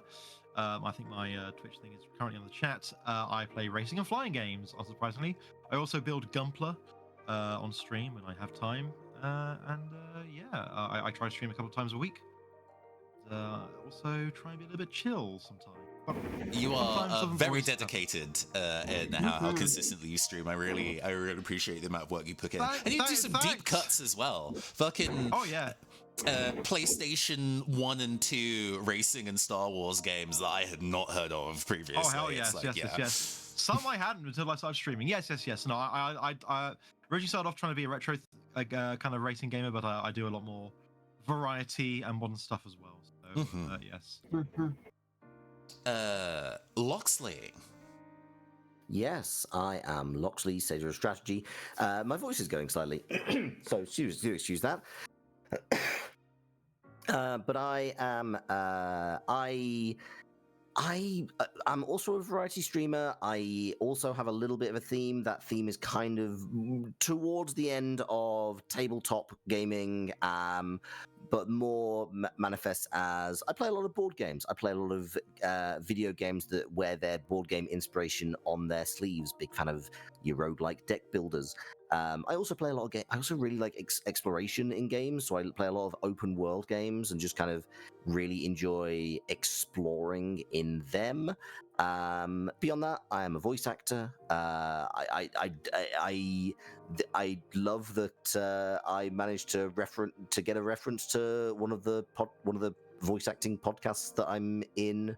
Not voice acting, one of the audio drama podcasts that I'm in, because Sinkhole, all caps, only whispered, is really good. Go check it out. It's on podcatchers. But yeah, I been a voice actor. I'm a VTuber. I stream a couple of times a week. And yeah, please do follow. Please do check out my stuff. I enjoy doing it. You play a really broad range of different games as well, actually, and quite. I definitely appreciate your willingness to go and play much more punishing games than I ever would. You've taken to kind of Souls-likes in a way that's like, oh, actually, that's really impressive. You have a stick-to-itiveness for difficult video games in the way that I do not. I respect it. One Souls-like. I will take the kudos, but I have played precisely one Souls-like. I would call in some ways Hollow Knight a Souls-like, to be honest with you, but we do not have time to go into that. Yeah, no, that's legit. And last but by no means least, the one and only Sheila Ornthalis. Hello, everybody. Well, once again, I am Sheila Ornthalis, the Madam of the Come and Go Tavern. You can find us on Twitch, Blue Sky, and Twitter at Come and Go Tavern. I play primarily grid-based tactics games, plus a weekly stream of my journey through Final Fantasy XIV's main story quest. The two primary games I'm playing right now are Wargroove 2 and Wandering Sword, the latter of which is a truly wonderful exploration of what the wuxia martial arts film genre can become as a video game. Outside of that, I help with several tabletop gaming things of my own. The biggest one of which has been Proto Drive, which is a Lancer-based sort of Initial D tabletop role-playing game, and there's a whole other system called Return of the Dawnbringers coming soon. It is inspired by the Boktai Game Boy Advance game series. So yeah. Excellent. You will hear me generally here, but you can also go to theneoncaster.itch.io and buy my games. Please do. Yes. I am poor. No. But thank you very much for checking out an entirely new tabletop RPG that ain't fucking Dungeons and Dragons. I appreciate you. You're doing a lot more than other people out here, you know.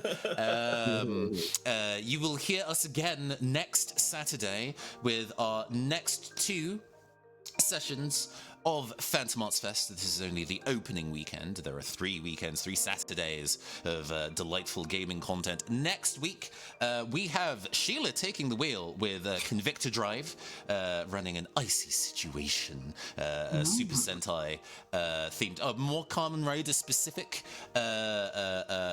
tactical narrative battler. Very exciting. There's some artwork in there that is being prepared that looks absolutely baller, and you're going to be excited to go and see some motherfucking super suits. Following that, I am sold. We have a session of Mouse Guard, run by old friend but second returning member of Phantom Arts Fest, Ordinary Joe, who will be running Mouse Guard, a tale of Foxglove and Nettle. If you have been enjoying the recent Bloomborough tiny animal adventure in Magic the Gathering and want to do that with a much more kind of moral existential angst, Mouse Guard is both a comic series and tabletop RPG for you. So if you want to see me being a funny little guy who is... horribly. Well, we'll see. We'll see. A poisoning is involved in the narrative. We'll see how far we get. But that will also be running next week. And then then following that, the final not the final weekend of October. There is one after that, but the 19th, Saturday 19th, there will be 3 sessions, 2 micro sessions, one of God Killer, one run by Rook, a 2-player RPG, 1 player, 1 GM.